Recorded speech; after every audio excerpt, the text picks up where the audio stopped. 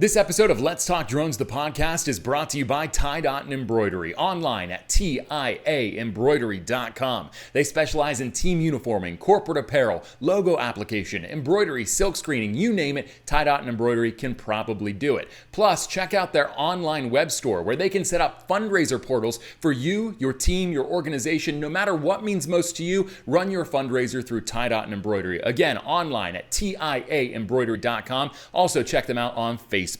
Today I'm joined by Jordan Handwerker of Jordan Handwerker Visuals, and we're going to be talking specifically about the Autel Evo leaks as well as the leak of the new Mavic 3 Pro. So stick around for Let's Talk Drones, the podcast with Jordan Handwerker.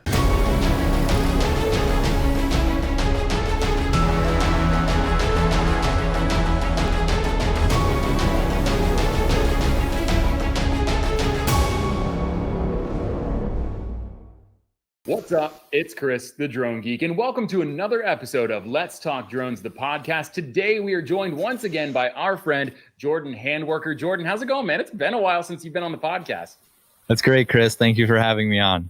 Yeah, of course, man. It's always great to have you. We were going to be joined today also by our buddy Edgar Hurtado, who's also been on the podcast before, and unfortunately, he got a little busy with work, so he had to bail, but we'll get him next time. But it's great to have you. And I know that we have a lot to talk about because last time we talked, there were just some speculations in the world of drones that we wanted to sort of hash out. But now we've got some real details and some like concrete proof that'll let us sit here and sort of hash out what we think is going to happen, what we could be seeing in the drone world in the future. And it's coming pretty quick. And what I mean by all that is the leaks that we've seen from Autel and DJI regarding the next generation of Evo drones, as well as two new drones from Autel, and then the next generation of the Mavic drone from DJI. But let's go ahead and jump into Autel. So, I mean, recently there was a leak of a picture, and I'm going to go ahead for those of you watching this on YouTube and pop the picture up now. It shows a few different drones that are in various colors, reds, oranges, or whites, yellows. Basically a lot of colors on the color spectrum, but this was leaked. These are some new drones from Autel. The first one I want to talk about is the Evo 3. Now, in terms of what the Evo delivers, it's basically what Autel's answer to the Mavic was.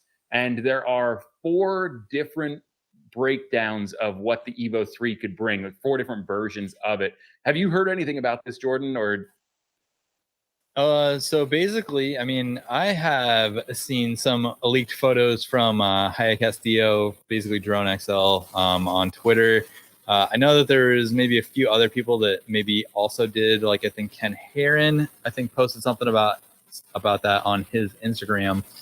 But I saw the leaked photos. I guess they're going to have like a 3-tier system, kind of like how DJI is going to have like the Mavic system. So basically just kind of all the information that I've seen from Drone XL, I mean, looks like they're going to try to kind of be on DJI's tail there. Yeah, and I don't know if you saw the spec, the package breakdowns for the Evo 3, but I've got a list of them right here. They basically have 4 different types. You can get the basic, the pro, the zoom, and then the super sense is their next one. The Evo 3 basic is just a 1-inch CMOS sensor. So basically we're going to see same sensor size, pretty much the same drone that we had before with some different changes to the Evo 2. The Evo 3 Pro has a micro 4/3 inch CMOS sensor. That's kind of a big deal. Yeah, I mean, that's pretty good because my Blackmagic Pocket Cinema 4K is also 4/3, micro 4/3, which is pretty crazy when you think about it. It is. I mean, that's a considerably sized sensor. And before, when I talked about the Mavic 3 leaks that I did in early 2020 and even, early 2021 and then like late 2020 when there were some leaks coming out about the Mavic 3 and some rumors, I talked about the possibility of having a micro 4/3 sensor. You and I had hashed that out a little bit. And it just like your stance was, and at this point, like after I talked to you, I was like, oh, okay, I could kind of see that there's no way they're going to fit a 4/3 sensor on a drone the size of the Mavic. But now we look at Autel, who is reportedly going to have a 4/3 sensor on a drone that's slightly bigger than the Mavic 2 was. It's a big deal because then when you consider that DJI's drone that has a Micro Four Thirds sensor on it is the Inspire. You're all of a sudden taking a sensor that comes on a drone that's regarded as a cinematic tool in the Inspire 2, and you're putting it on a drone that's roughly the same size as like a Mavic drone in the Autel Evo 3. I think it's a game changer. Yeah, I mean, when you really think about as far as sensor sizes go, I mean, a 1 inch is pretty good, but when you start getting into like CMOS sensors like Micro Four Thirds and APS-C, it's like, I mean, that's huge, and especially for like low light and stuff. Like, I mean, not necessarily that you need super low light like a lot of people want for like Sony cameras and like regular like video cameras and stuff, but I mean, you're looking at possible interchangeable lenses at that point, depending. I mean, there's no real telling, but I think if Autel is going to go that route, they definitely have some creative ability with that, especially with that Micro Four Thirds. I mean, you're going to get a lot better dynamic range, possibly a lot better low light capabilities on a drone. So, I mean, from a camera standpoint, Micro Four Thirds, I mean, my Blackmagic Pocket Cinema 4K is, I think, 13 stops of dynamic range, which is pretty solid, especially for the time that it came out at. So, yeah, and I think that this is a real. We've discussed, you and I both on Instagram as well as in other platforms, the possibility of some of these drone companies consolidating these bigger drones, these more cumbersome drones that have been related to professional use in the field, like mapping, rendering, stuff like that, and then cinematic drones that are a little bit larger to accommodate those bigger sensors, those bigger camera pieces. It looks like this is a step from Autel in the direction of taking that tech that's associated with these professional and enterprise sized drones and shrinking it down and making it adaptable to a drone that largely is regarded the same way as a Mavic, in that the Autel Evo series can be folded up and pretty much taken wherever you need to take it. I think it's this is going to be a game changer, because now you're going to have the ability to capture, like you said, imagery with more dynamic range, better low light performance, and you're going to be able to do it on the go without much limitation, like where you can take that drone. It fits so nicely and once it folds up. So I see this as a big win for Autel if they can make it happen. Yeah, I mean, that's if they can make it happen. I mean, there's no telling. I mean, obviously this is all just speculation at this point, but I mean, if they can fit a Micro Four Thirds sensor into that, or I mean, even if it's just one lens, I think you could probably still get a little bit better low light, a little bit better dynamic range out of it than you would get from a traditional 1 inch sensor. I mean, DJI really knocked it out of the park with the Phantom 4 Pro and the Mavic 2. And with that, I mean, they had some pretty solid dynamic range on those as well. I mean, especially since those were Hasselblad sensors. We'll just have to see what Autel can do with that. I mean, even if they make it into like an interchangeable lens system, which I think would be pretty unique. No telling how that would work, but I guess we'll have to wait and see, Yeah, absolutely. No, I don't. That's in my opinion on this lineup. The Pro, the Evo 3 Pro, is probably, just from the information I have, the biggest blockbuster out of all four of them. But I do want to talk about the last two here. The Evo 3 Zoom is their third package. This has an 8K dual camera. This is all rumor. An 8K dual camera with a 10 times mechanical zoom function. So you're looking at that 8K image is going to be huge to begin with. And then B, when you implement that 10 times zoom, you're going to be able to blow that up and get detail that is just incredible for how far away you are from it.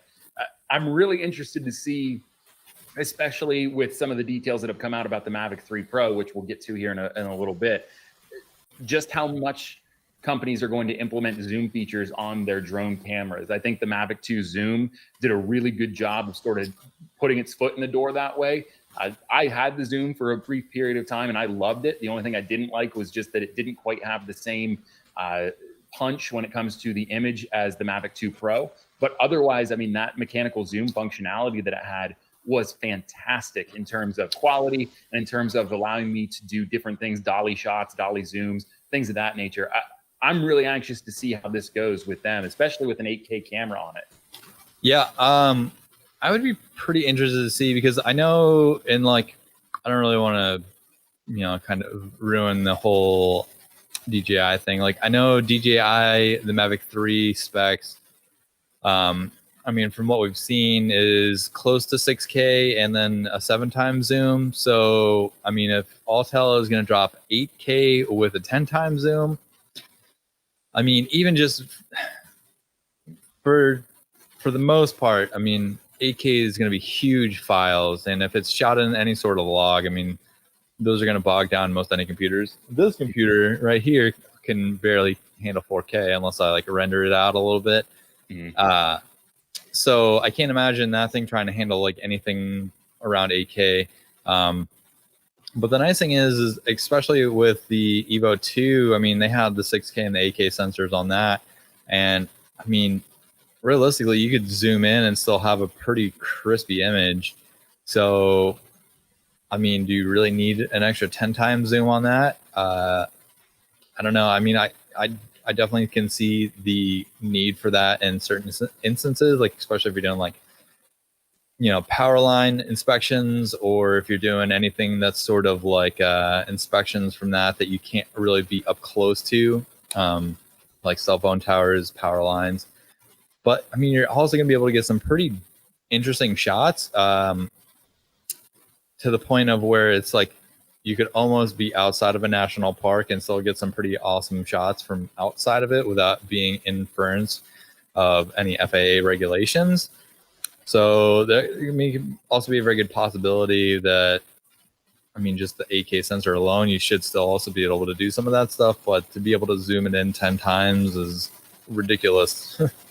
Yeah, and I've had this conversation with a lot of people about, especially I have one friend, I won't name names, but I have one friend who's obsessed with camera resolution. 4K came out, he had that. And then all of a sudden 5.2K started coming out on some of these action cameras and on these drones. And he was like, well, I've got to have that. That's the best resolution. And it's like, well, most people, especially on like a computer screen, aren't watching anything even in 4K at this point. I mean, yeah, you have devices that are capable of playing 4K, and you have monitors that are becoming a little bit more easily accessible for people to watch things in 4K. It's mostly limited to TVs.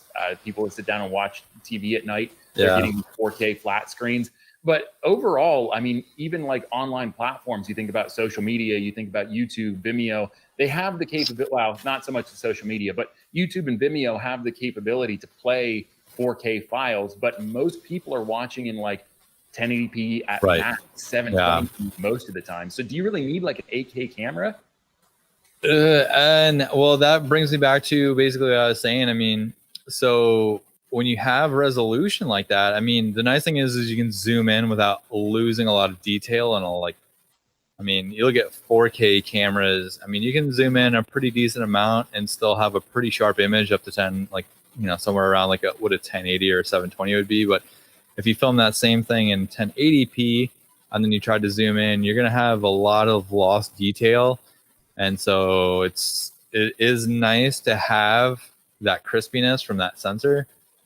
Like this computer behind me right here, I can watch YouTube in 4K. I don't, because number one, it kind of bogs my system down a little bit. But it's just realistically, I don't have the monitor for that, number one. So it's like, why am I even going to waste watching it in a 4K resolution when I really don't even notice the difference on, and that's a 22-inch monitor. And then for the most part, whenever I'm bored, I mean, I'm just kind of like hanging out, looking at stuff on my cell phone. So realistically, it's like, I mean, most anything that's either put on Twitter, Instagram, YouTube just comes up as 1080 anyways. So it's like, there are certain instances in which, yes, having that extra resolution and sensor is nice, but it's only for certain projects, I guess. I mean, if you plan on zooming in and you know that you're going to need a shot where you zoom in to that, like if you're using an 8K camera and you have to zoom in a substantial amount just without losing that detail, then yeah, it's definitely worth it. Yeah. And I think that's the only application at this point that I could think would make sense to get an 8K camera, because I'm on the same boat as you in terms of my machine that I use to edit my videos, I put a 4K video through, and it like the next door neighbor can hear my computer trying to work through it. Like it's that, it's that bad. Man, it gets bad.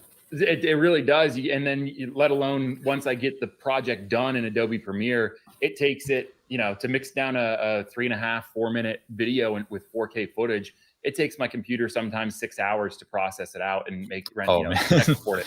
Yeah. So it's like, why would I want to? I was looking at getting the GoPro 10, for instance, and I will really want this. And there are a lot of reasons why I got the DJI FPV with the GoPro mount. So I was like, oh, how cool would that be to have the 10 on top of there? But no, after talking with Katie about it, and I sort of was like, this is what I want to do. She was like, your computer can't even handle like 4K. Why are you trying to get a camera that shoots in 5.2K at 60 when you can't even handle 4K at 60 on your computer? And I was like, that's a great point. Yeah, that's the problem. Is you're always like, you want to always. It's the same thing. It's like Apple just released the 13 and all the other stuff. It's like everybody has made a video about the iPhone 13, and basically it's like, really, I mean, there's no difference between the 12 and the 13. It's like, why even upgrade? Yeah, just to have the newest thing. I mean, that's keeping up with the Joneses. That's exactly what it is. And GoPro is starting to lose steam. I don't know that Apple ever will, because Apple's got, even though they don't release like crazy new updates to some of their models, I mean, they put out a consistently good product. Whereas GoPro, since like the Hero 6, has seen a somewhat of a decline in terms of the feedback that it gets for the cameras it's putting out. I mean, I know that the 7 was all right, the 8 was even okay, but I know the 9 got terrible feedback, and the 10, from what I'm seeing, is also getting sort of mixed reviews compared to what they were expecting. Yeah, I mean, I only have the Hero 7 Black back there. I actually, when I first got it, I was like, man, I'm going to use this thing all the time, and then it's like, what do you like? You don't really, and you know what? GoPro is nice because if you don't want to carry around like a DSLR or a mirrorless camera, they're pretty convenient to do vlogs with. The in-body recording for audio is not the greatest, but you can work with it. But it's like really like, I mean, unless you're doing FPV or like extreme sports, like they're really, and I hate to say it, like I know where GoPro is coming from, because even DJI and Insta1, Ricoh, like they're all putting out their own like action cameras and stuff, and it's like there aren't enough people that do that and like make videos about it. I don't know.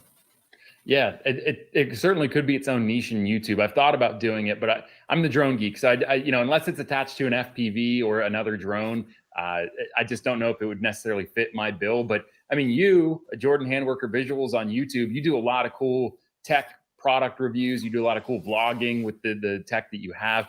So, I mean, that could be an avenue for you. Yeah. And like, there are things that I want to do with the GoPro. It's just like, it really is hard to kind of film by yourself. And it's like, I always like, I have people, friends that I've known for a while that I'm like, hey, you want to go like hang out and do stuff? And it's just like, never comes through. So it's like, it's really hard to try and find somebody to like help film. So yeah, and then the other side of it is, especially for people that are just getting into vlogging, like getting used to filming yourself and talking to a camera in front of people out in the public.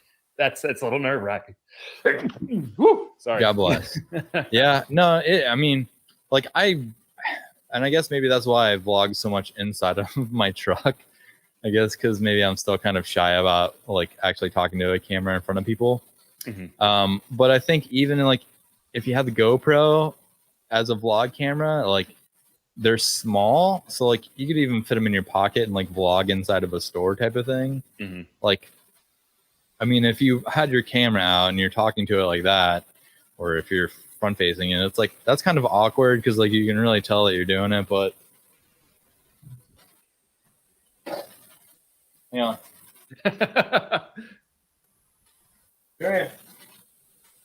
we go. So like, I mean, this little guy is like, I mean, it's that big. Yeah. And it's like, I mean, you could really just put that in your pocket and do whatever with it. And yeah. So it's like, yeah, I mean, take a phone and a GoPro. It's like, which one would you rather just kind of like stick in your pocket? And I mean, at least this thing you can get wet, you can throw it around, and you should be all right. And they're pretty inexpensive. I have a friend who lives in West Palm Beach in that area, and she just recently decided she was going to start scuba diving and kayaking and stuff. Anyway, she had never used a GoPro before, but she went out and she bought the 9. And so far, like, I've talked to her a million times because like I was waiting for that thing to have a meltdown like everybody else seems to have. But so far, like, she's had it for a year now, and she's had no major issues with it, no complaints really. But yeah, I mean, the thing that she says she loves about it is you can put it in the sand and do like a hyperlapse or a time lapse of the sun rising on the beach. She can take it underwater with her when she scuba dives. She can take it out on the kayak, and as long as it has the floaty on it, she'll mount it right to the side of the kayak, and if it falls in, it's going to be there. So it's a cool product. Action cams definitely have their place in vlogging and even in cinematography to an extent. It's just how good's the tech, how reliable is the tech, and so far GoPro's been the front runner. But you're right. I mean, there are people like DJI who's got the Osmo Action. That's no joke. I mean, that camera, they've got one iteration of it, and it still competes with the latest GoPro products. Which I think that they're probably going to be releasing another one of those at some point. But yeah, and that's the thing is, like, I mean, this is the Hero 7. As far as, I mean, image stabilization, the image stabilization's pretty good. I mean, I don't need much more than that. It's definitely a niche product, but like if I wanted to go like swimming or something with it and just kind of shoot some videos of like a river or out on the beach and just throw it in my pocket and not really have to worry about it. It's waterproof. And then, I mean, at what point do they get better? Because the only thing I could think that would make a GoPro better is just being able to put in like manual settings. Because like, I know you can shoot raw photos with it, but as far as video goes, I think it's basically just set as like an automatic thing, and it just records it, whatever. Which is sometimes nice, especially like ISO wise, because if it's too bright or too dark, it'll just adjust it real quick. But I mean, if you want to get the most out of a product, like a camera or a video camera, then yeah, you probably want to be able to adjust settings with it and stuff. I have the 8, and it's a solid GoPro. I was suffering when I was thinking about getting the 10 from a bout of consumerism. Admittedly, I don't really need it. The 8 takes care of what I need, but they do have I don't know about the 7, but I do know in the 8, they do have the ability to customize some camera settings. Like you can set the ISO to a min and max range. So you can't get like super particular, but you can at least tell it, okay, I don't want it to exceed 800 ISO. You can also set it. I think that in fact, I know this now, I'm thinking about it. They did implement a sort of D-Log flat color profile so that it's more flexible in post. I don't know if the 7 has those capabilities or not, but I do know that the 8 at least added some of those. It's not perfect. I wish there was a little more functionality with it, but it does, give me at least some flexibility when I'm out there and I want to set it to a certain atmosphere, certain lighting, whatever the case may be. I'm looking on here right now, and because I really haven't used this in a little bit, there is nothing on here for any sort of like video controls. Like I can shoot HVAC and H.264, and that's pretty much about it. So on 7, I'm gonna say that is a negative. I can change 4K. Hyper smooth, 2.7K, 720p, which the nice thing is I can shoot 2.7K at 120 frames a second. And I mean, that's honestly, I mean, if you're going to be posting anything on sort of like social media, I mean, that should be plenty enough. So yeah, I'm looking here. So in the 8, I've got my standard fields. I can change the resolution and the frame rate. Whether it's a super wide lens or a linear lens, hyper smooth's on there. Doesn't allow me to fix it right now, but you can choose there. It looks like there's low light settings as well as zoom settings in that field. But where you get into it is they have a Protune field on the 8. In here, I can change the bit rate so that I can go from a very high bit rate to a very low bit rate. I can change my shutter speed, which is kind of cool. It's got the exposure value, composition, white balance, ISO minimum, ISO maximum, sharpness, color profile. So yeah, I mean, it sounds like the 8, maybe they stepped it up with some new customizable settings. But even still, like I said, with those settings, I just wish there was a little bit more, more functionality, more flexibility, not functionality. Flexibility would be nice. Yeah. I mean, even at those settings are still pretty nice. I mean, just being able to change stuff like that, because not everything does.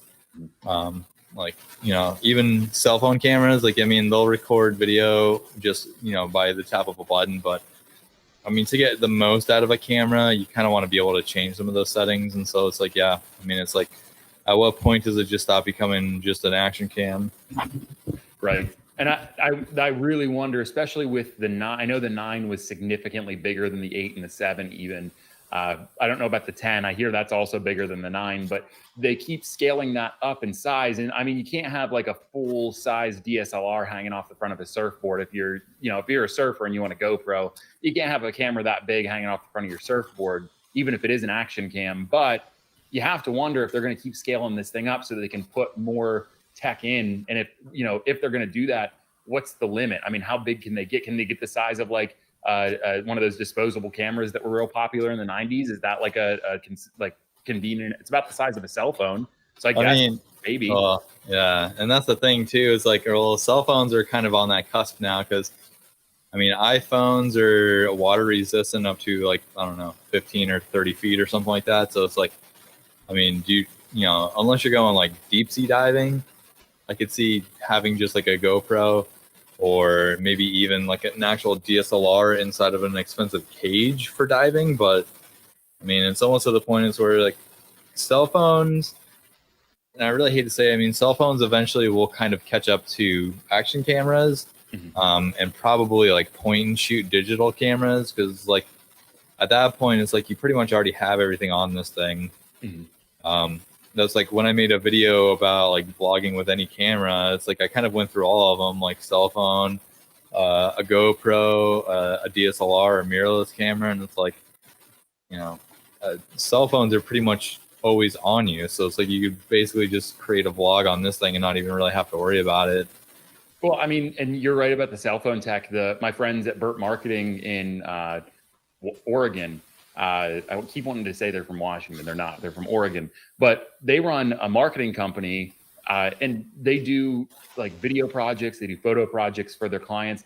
And I'm not kidding. They use an iPhone attached to an Osmo 4 for their gimbal. And they're putting out products. I mean, yeah, you can tell that it's shot on a camera that maybe has a smaller sensor. There's not quite as much depth of field in their shots. But when they put it through processing and they edit it in post-production, their videos look super professional. Like if I owned a business, I do own a business, but if I owned a business and I needed video work done, I would hire them. The cell phone tech is getting there.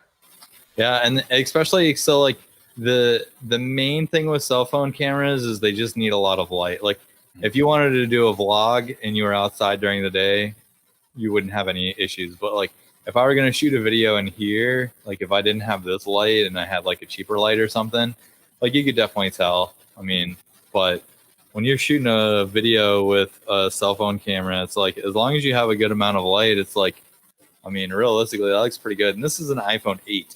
Mm-hmm. So like, I mean, if I was just, going to take a video of it and send it to you, I mean, it does face tracking, so I don't have to worry about it ever not being in focus. I mean, the lighting, obviously the light is right here. So it's like, I mean, basically, if you have this set up on a tripod, it's like, it doesn't even really matter, because it's almost better than that camera that I spent thousands of dollars on. And this was a couple of $100 that I got from Boost Mobile. And that almost makes you sick. I mean, I didn't spend it all at once, but I mean, through Verizon, I got the iPhone 12 for like $1,200 or something like that. Yeah. And then I think about the DSLR that I got, and it's like, that was, with all the equipment that I got with it, the accessories and stuff, that was nearly $3,000. And I'm just sitting there thinking, oh exactly. my God. And that's the problem. It's like I was looking at the 11s and the 12s, and I went up to my local cell phone store, and I was just asking them because like the 12 Pro was the one that I wanted, and that was like $899, so I had to put like $600 down, and then like $30-something extra a month, and I'm like, maybe. And it's like, but I was like, this, I mean, this is an iPhone 8 that came out in 2015, I think, or 2016, and it's like, it still does the job. It does everything that I needed to do: phone call, cell phone, check the internet. I don't need anything else. And realistically, like I like Apple's products to a point, but it's like the 13 almost just seems kind of gimmicky with the cinematic mode and stuff. And it's like battery life. Yeah. I mean, unless you're constantly on your phone all day, or like if you actually use it on a, regular basis, but it's like battery life will last me pretty much all day. I don't really have to do much else with that. Yeah. And I don't want to sound like an old curmudgeon or anything like that, but I almost blame apps like TikTok for pushing the tech development in that direction, because now it's the truth. Anybody can become a video creator on TikTok. The format and the templates they have make it very, very easy to put together some cool projects. The problem with that is nothing's original. And I think that's my big, that's why I don't like TikTok, is because nothing's really original. You're just basically ripping off what other people do. But companies like Apple feel the pressure to add stupid shit like cinematic mode to their iPhone 13, because they think that these digital video creators, these kids that are making these TikToks, are going to buy into it. And they will. I mean, inevitably they will. 100%. 100%. And the thing of it is like, I mean, so I forget the dude's name, but he made a bunch of those videos where it was like, it does the 360 around him and he's like shaking his butt and shit. I forget his name, but Katie loves those. Yeah, exactly. And see, it's like, well, you can't do that with this. And it's like, even if you put this on like a gimbal and like just had a friend like walk around you, it's just kind of not the same. And it's not hard with the internet. I mean, it is hard to like get a full understanding of the way that video capture works and making it do and accomplish what you have in mind. But if you have half a brain cell and you can use the internet, you can usually work your way up to understanding how frame rates work, how slow motion works in relation to frame rates, and all of those things to get those effects that you're looking for. Like it, because I've seen the videos, and even though I think TikTok's ridiculous, the guy with the drone that does the 360 while he's shaking his butt is, I mean, I love him. Every time I see one, I watch it from beginning to end, because it's just, it's creative. And I know for a fact, based upon the tech that he used to create that TikTok, that he did it on, like, there was no template that he used on TikTok. That was him 100%. Yeah. It was, fuck man. It was like kind of when TikTok was still kind of not as popular. I think I deleted the video. I deleted my TikTok forever ago. I had a TikTok for probably about a month or two, and I made some drone video for a TikTok. I was when I had the Spark, and it didn't get really a whole lot of play, but I honestly, I think I was one of the pioneers for drone videos on TikTok at the time, because that was in 2019.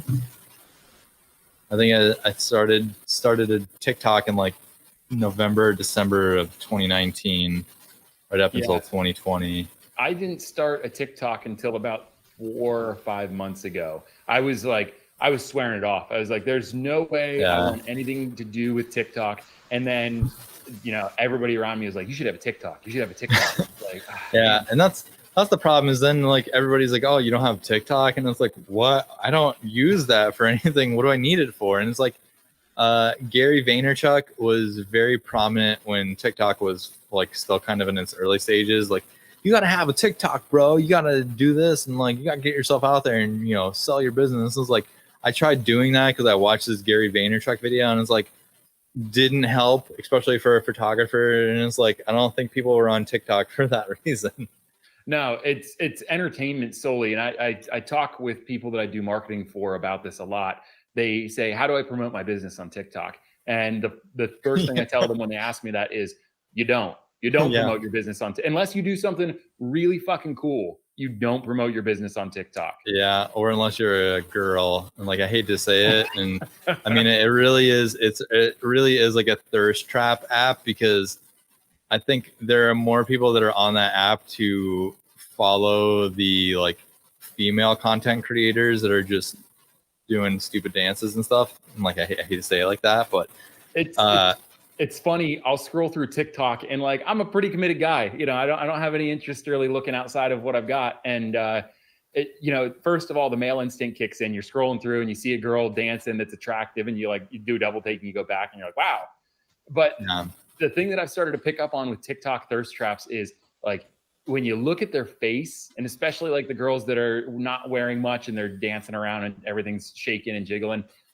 When you look at their face, you can see it. They know what they're doing. Like they know what they're trying to get you to look at. Oh yeah, 100%. And see, that's the problem is I missed the old Instagram where it was actually about producing content and not fucking reels, because that's basically what Instagram has now turned into. It's basically a knockoff TikTok. And eventually Twitter will probably get there at some point. I see Twitter going in that direction. I'm curious to see what happens to Twitter. There's been a lot of controversy around Twitter in the past 2 years or so. And their platform as it stands right now is extremely dated, if you ask me. I mean, they really haven't changed much to speak of since it started. Yeah, and see, like, you and I are both on Twitter, so, and like I you know, they were trying to do the fleets, which is kind of like an Instagram story type of thing. That didn't take off.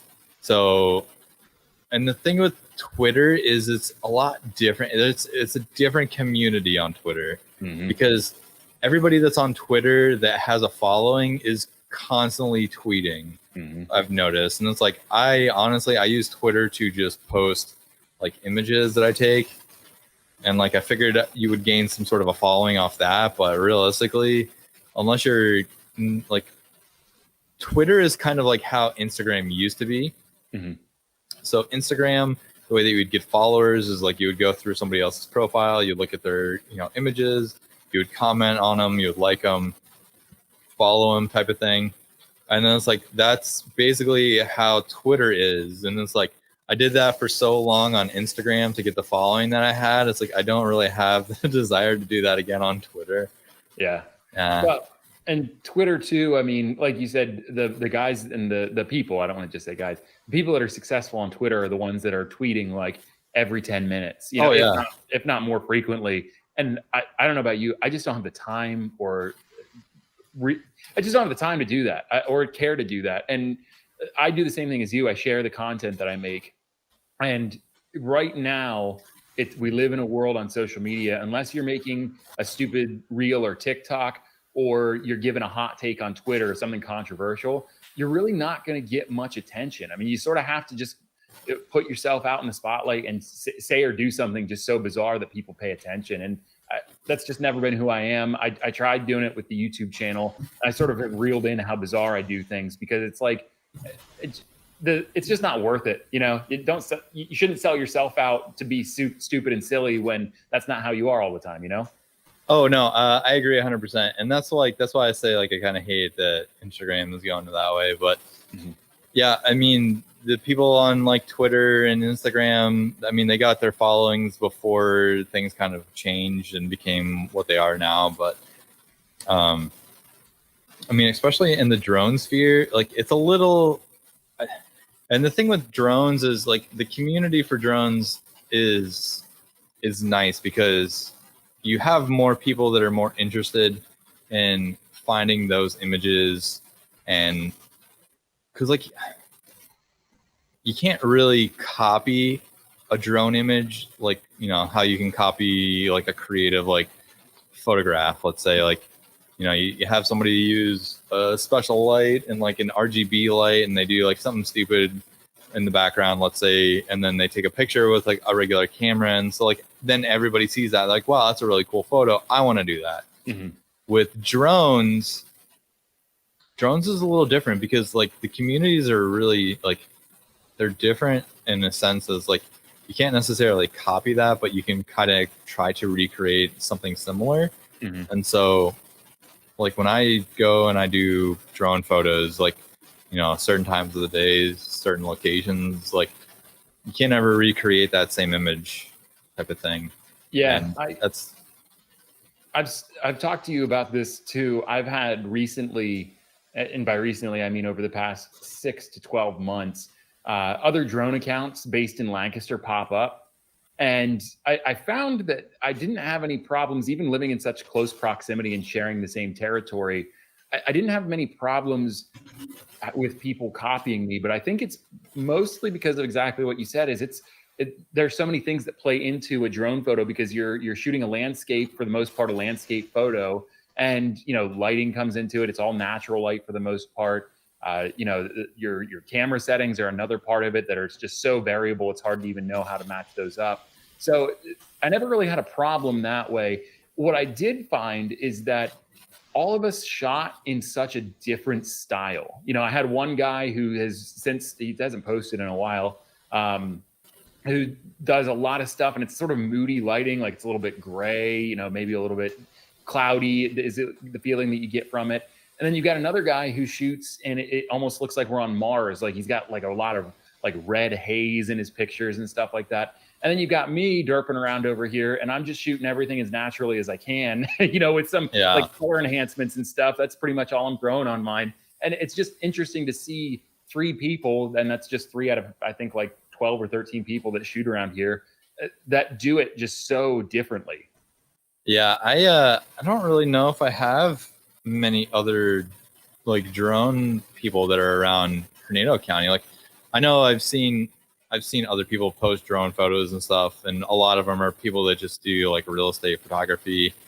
And I mean, that's why I mentioned earlier, like a lot of the stuff that I tend to shoot is out towards the coast, because a lot of people want to see like the Weeki Wachee River, and they want to see like Pine Island, and they want to see Bayport, and they just they enjoy those drone shots of like boats and like sunsets over the water type of thing. Mm-hmm. And you'll see more of those, and those are for more people that like visit, like, I mean, I guess travelers, tourists or whatever.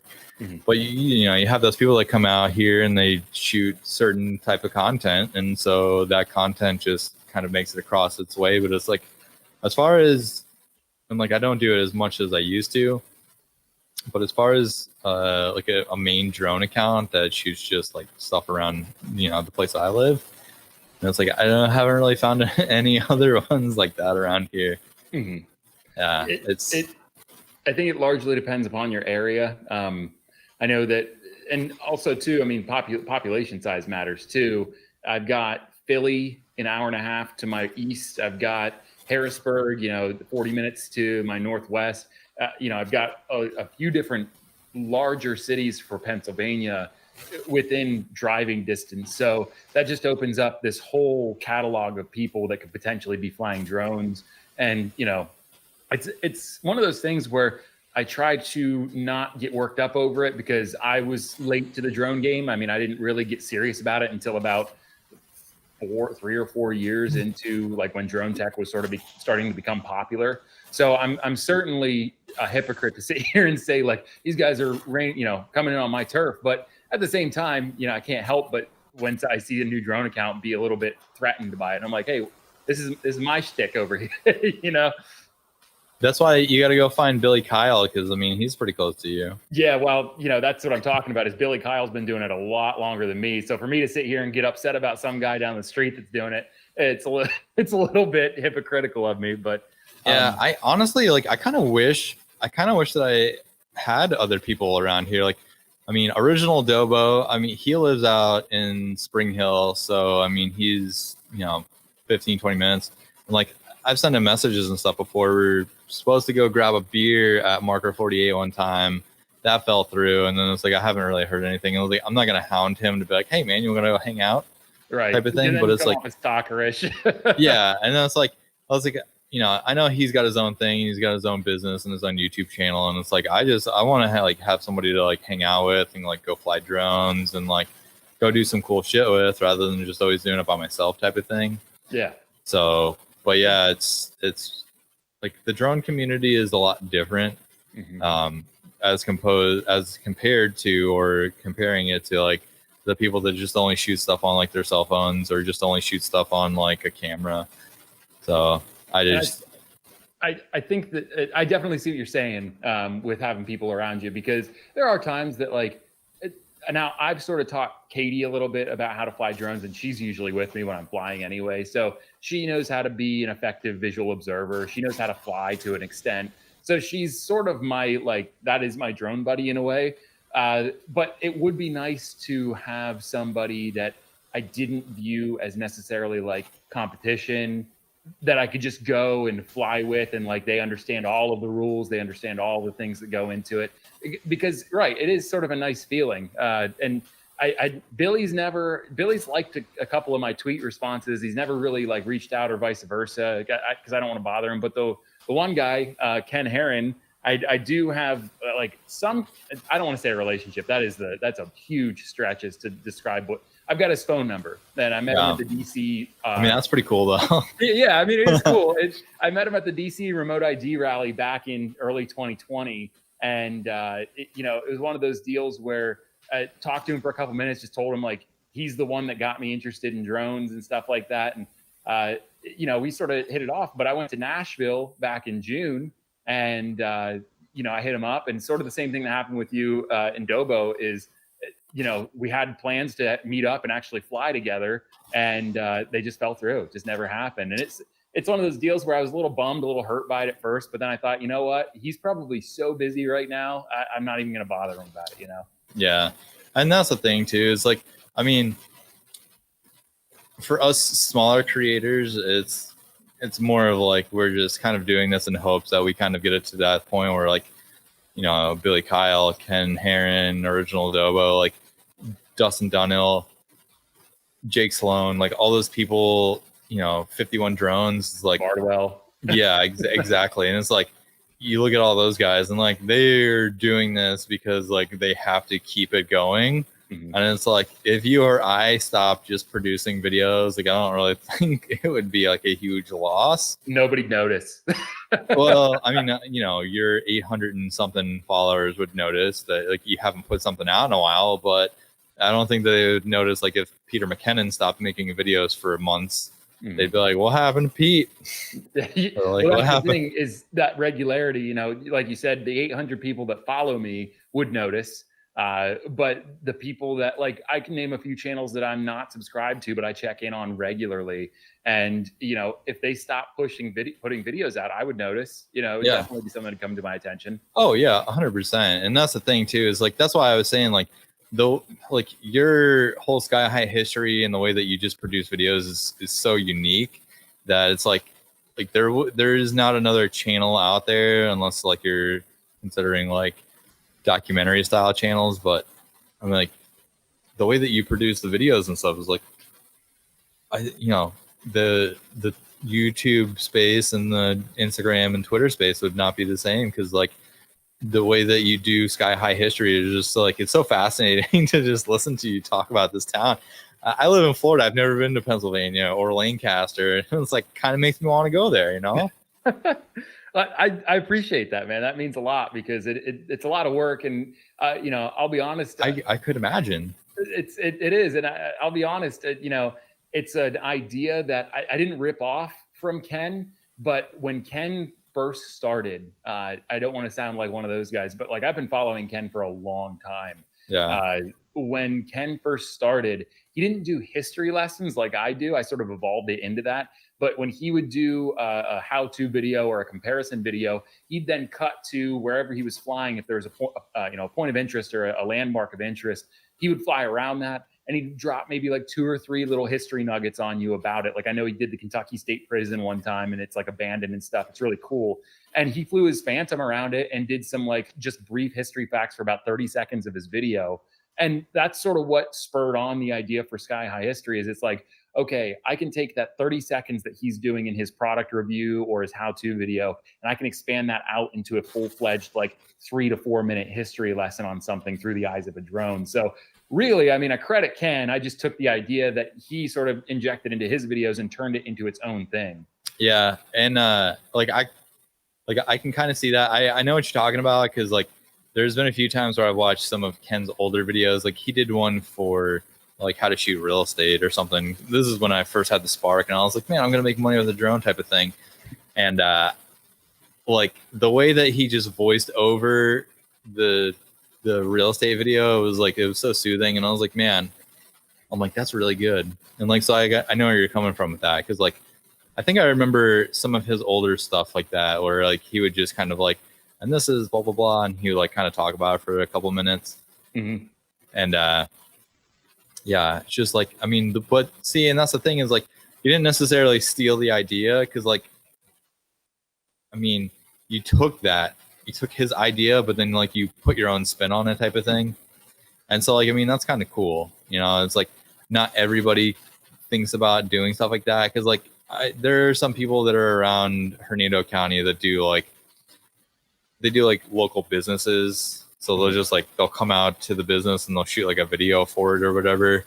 And then they'll just kind of like, I don't know, I'll have to send you a video or whatever, but some of them are okay. And the other ones are just like, I don't know why you're doing this type of thing. But yeah, I mean, I think you have a very unique video style.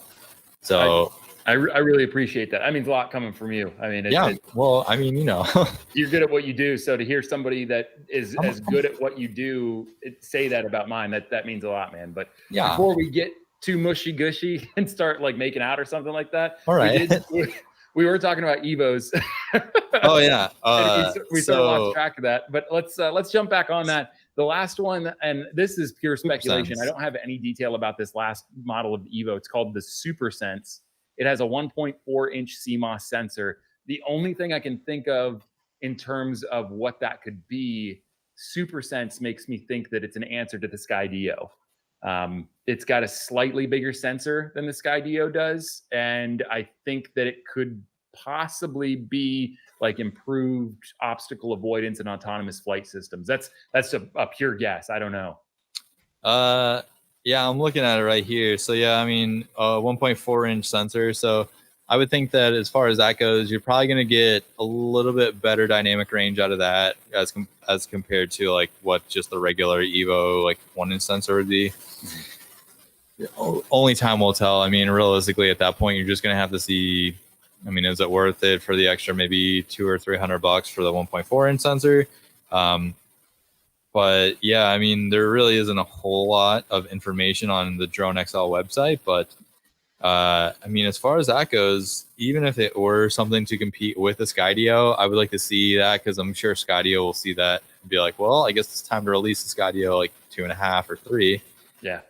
Because I honestly, like, I had high hopes for Skydio, and like, I know I've told you this before. Like, I really just kind of hate the way that the propellers are located. Like, I get it, but I hate it.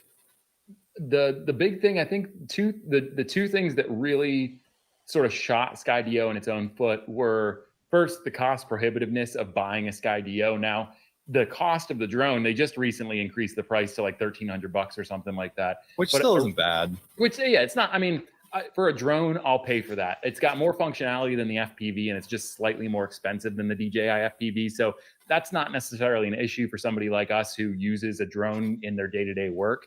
But when you're talking about programs that give Skydio the edge over top of other drones, for instance, the rendering and mapping features, that doesn't come free. That's something you have to pay a subscription for with the Skydio. Now, you could go and get mapping software and run it through it, manually, just by importing the photos you get with the Skydio. But the whole selling point of the Skydio 2 was you have this drone that's accurate to like less than 1/4 of an inch. It's got autonomous flight. It can create these images that are just absolutely detailed, brilliant, and make them into a 3D rendering or a 2D map. And now all of a sudden you're telling me I have to pay $4,000 a year just to be able to do that through the actual programming of Skydio. It's too cost prohibitive for somebody like me who's just starting out. It makes no sense at all. Why would I do that? Right. And I think that's their main thing, is they're probably trying to model that towards construction like companies or people like, surveying companies, like kind of what Fly Rufus Fly does, or Edgar. because I mean he maps, and so he could probably tell you right off the bat that his company, because like he was telling me they dropped however much, like I don't know what the RTK was like. That's a $6,000 system, right? I think. And so they asked him, they're like, "What drone do we need?" And he told them, and they're like, "All right, let's get one." Mm-hmm. And then so it's like, all right, yeah, you know, if you're doing that much surveying and mapping, it's like it really, especially if you're a company that needs it on a daily basis and has somebody with a Part 107, Mm-hmm. and it's like, what's you know that's going to pay for itself in the long run. And that's the thing is the RTK unit, that's a one-time cost. So Right. like, yeah, it's $6,000, which is significantly more than like a Skydio setup off the bat. But as soon as you get to year 2 with the Skydio, and again, it makes sense for a larger construction business or somebody that's going to make that money back year over year. But as soon as year 2 starts, you're out another $4,000, and it's too much. Whereas with the Phantom with the RTK, or even the Mavic 2 with the RTK unit, you pay for it one time, and then you just need mapping software, which you can get, you know, Pix 4D, and you can get ODM and all these other programs for a very minimal cost up front. You know, then you don't have to worry about recurring costs that just sort of cripple a smaller, you know, organization. Yeah, and a lot of those third-party apps, I mean, they're free for a week or whatever if you want to try them out. And I mean, realistically, the cost on those too, because like, there's a monthly fee on those, and I forget exactly what it was, but it's like I just wanted to try it. I think when I had the Phantom 3 Standard, excuse me, I had the Phantom 3 Standard, and I downloaded Pix 4D, I think, just to try it. And if I hadn't known how to kill off the GPS mode, because basically when I ran the Phantom 4 or the Phantom 3 through Pix 4D, it started to map and then started to just fly away from me. So I had to like throw it into what was that mode? It's ADI mode is on the Phantom. Yeah. Mavic doesn't have that. I forgot exactly what it was, but yeah. So I had to throw it in attitude mode and basically just stop it from what it was doing and cancel everything. Because if not, probably would have lost the Phantom 3. Yeah, and I mean, back then that was the high-end drone too. That would have sucked. Well, maybe that's standard, but yeah, I mean, at the time, you know, I miss that drone. As crappy as it is now, the only 2.7K, but I kind of miss it. You think about, and I want to get back on Autel here in a second, but you think about the Phantoms, and you and I have talked about how we don't think that it's a guarantee that we'll have a Phantom 5. The Phantom 4 version 2 might be it. Yeah. And it's a possibility. I don't know. It's hard to say, but I've always really liked the build of the Phantom. It's steady, it's sturdy. Right. I never felt like I was going to break the Phantom when I was flying it, you know? Exactly. And that's the thing too, is like, I liked the Phantom because it's just more stable. Mm-hmm. Like, especially like, that's kind of why I like the Spark, even though it was super tiny, but it was like, you know, the wings are basically attached to the body, and so like it's super rigid, and it's like you could fly that in like pretty high winds. I mean, it would get pushed around a little bit, but it wasn't to the point where it was like, if you the FPV, I mean, the same thing. It's so small. I mean, the battery puts some weight on it, so it definitely does better when the battery, and it can't fly without the battery, obviously, but right, it's got the same sort of build when it comes to the arms for the propellers as the Spark did. They're attached directly to the fuselage of the drone. There's no folding or anything like that. Yeah. So, and they're thick. I mean, they're pretty sturdy too that way. But yeah, I mean, I was surprised even with the powerful motors that it needs to do like manual acro mode. I was surprised at how steady this was in high winds. I flew it in, I think the wind gusts were up to like 18 or 19 miles an hour. And this thing just cut through it. I mean, it was actually kind of impressive. I put the Phantom 3 up one day. It was super, super windy. Like, I think it was like we were just getting like our first rainstorm of the year, and this was in 2019, I think. Mm-hmm. Yeah, it was right after I bought the Spark in February, and then I went and I bought a Phantom 3 off some kid, which I actually had to have it fixed. But anyways, a couple months later, and it was like right the very first storm, super windy. It must have been like gusts of like 30 to 40 miles an hour, and I put the Phantom 3 standard up, and I actually held what it was supposed to do. Like, didn't flinch, just kind of like hovered there, and like, you know, you get some wind on it, and it would just like kind of do this, but didn't budge. I kind of miss it. I just think that it'll be a shame if they phase the Phantom out. I really do. Yeah, I understand it's sort of got an inflexible design. It's not built for the vlogger, the traveler, right? Because it's harder to carry around with you. But man, I've come to the conclusion that if what happened to my Mavic in Alaska had been the end of my Mavic, I was seriously considering replacing it with the Phantom 4 version 2 rather than the Air 2S, for the pure fact that I just love the Phantom build. I mean, I wanted to go back to that so bad. Yeah, it is a really nice design, and I kind of hope that DJI doesn't end that, because there are so many people that want a Phantom 5. I think DJI would be stupid to not produce, just because, I mean, it's a standalone drone. I mean, it's number one, it's their flagship. I mean, that's basically what they started with. Mm-hmm. So to kind of, it's like, it would be like if Ford stopped producing the Mustang. Yeah. Kind of. Yeah. I mean, I know it's kind of crazy. I agree. Or like the F-150. If it stopped making F-150s, it's like. Exactly. Yeah. Because people would be like, why? Yeah, exactly. That was like the truck that everybody loved. And same with the Phantom. That's the drone that everybody loves. Yeah. And like, yeah, I mean, it's definitely, if they could figure out a way to make it to where like the legs are foldable, like not like the landing gears are foldable, like fold out or fold in or something, like I think more people might be a little keen to it. But I think that, I know we'll talk about the Mavic 3 Pro here. I know I've teased it a couple times for everybody listening and watching, but we talked about potentially DJI adding interchangeability to the cameras on the Mavic without having to get into the guts. You can do that with the Mavic 2 Pro and the Mavic 2 Zoom. You can swap the gimbals out, but you need to like basically break your warranty to do that. Right. But I know we talked about the potential of the Mavic 3 having the interchangeability that the Autel Evo 2 series had. But I wouldn't be surprised if DJI doesn't do that for the Mavic and instead sort of brings a level of Inspire flexibility with the various lenses and the sensor sizes, and allows you to be able to interchange the gimbals and the camera setups on the Phantom 5 if they make one. I think there would be a lot of value in scaling. This is sort of counterintuitive to what you're talking about and making it more portable, but scaling the Phantom up slightly so it can handle a bigger camera payload, and then allowing it to interchange out between like a 1-inch sensor, maybe a micro 4/3 sensor, and give it the tools that the Inspire has without compromising the fact that it's like their flagship drone, you know?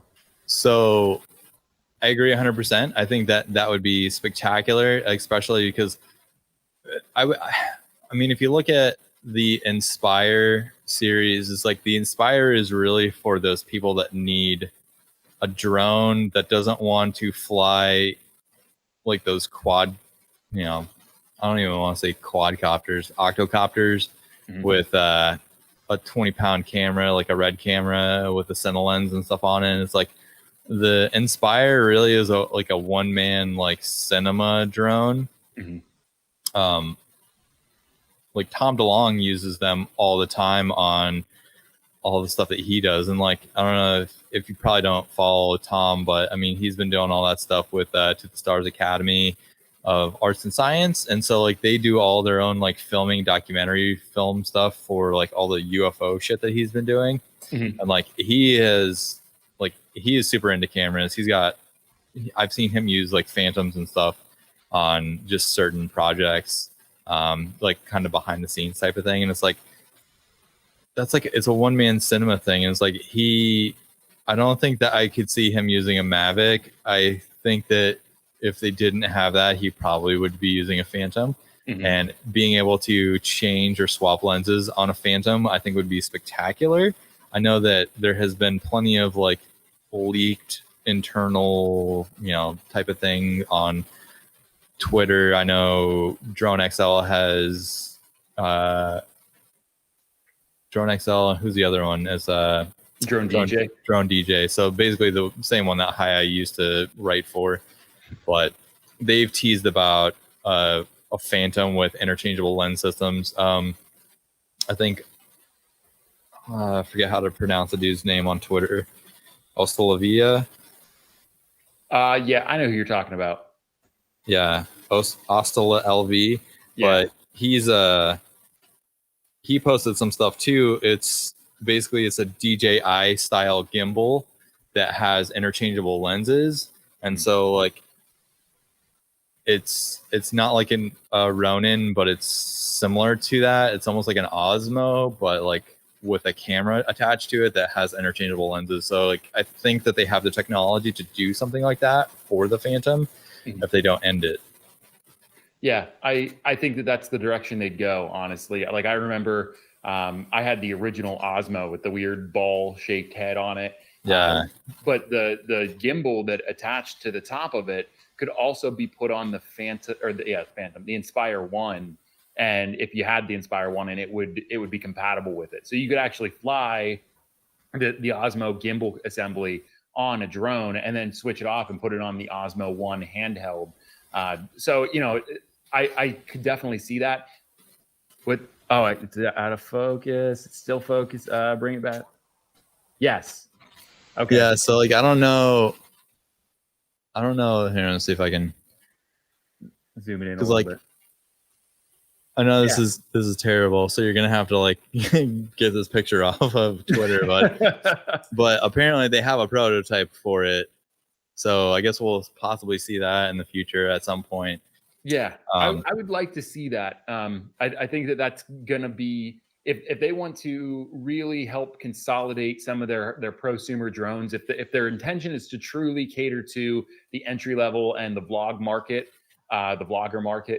and they want to consolidate the prosumer and professional level drones, I think the best way to do that is to start to focus on interchangeability of your gimbal and camera setups. I think my camera just got hot, so I'm going to put a little picture of myself in there while it cools off.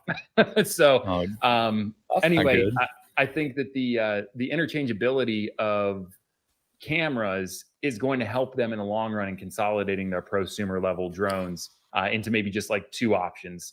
But time will tell on that one. Yeah, and I can see DJI just kind of like, so DJI is going to kind of, I mean, if they come out with that gimbal, I think they're going to try and break into the market to where it's like just an all-in-one system. So everything DJI works together with just DJI. Mm-hmm. And so like you'll have like a Ronin S2, you'll have that gimbal with the camera that comes off. You'll have probably, you know, like an Osmo Action 2 or something, let's say, and then like a Phantom 5. Or an Inspire. And so like you're just like a one-man crew that can go out and just shoot everything and type of thing. I don't know. We'll see what the future holds, but I definitely know that Autel is coming out with some other DJI style, trying to become the next DJI. Yeah, and just to sort of cap the Autel, the Evo 3 off, two quick notes is first of all, they've got a release date, an estimated release date for October of 2021. I'm not sure how they're going to achieve that at this point, unless they've got everything already through production and they're just waiting to sort of send it out. I know there have been isolated cases of some people getting the Evo Lite and the Evo Nano, which we're going to talk about here in a second, well before the release date. So I know that there are hard models out there. It's just a matter of how are they ready to sell them at mass.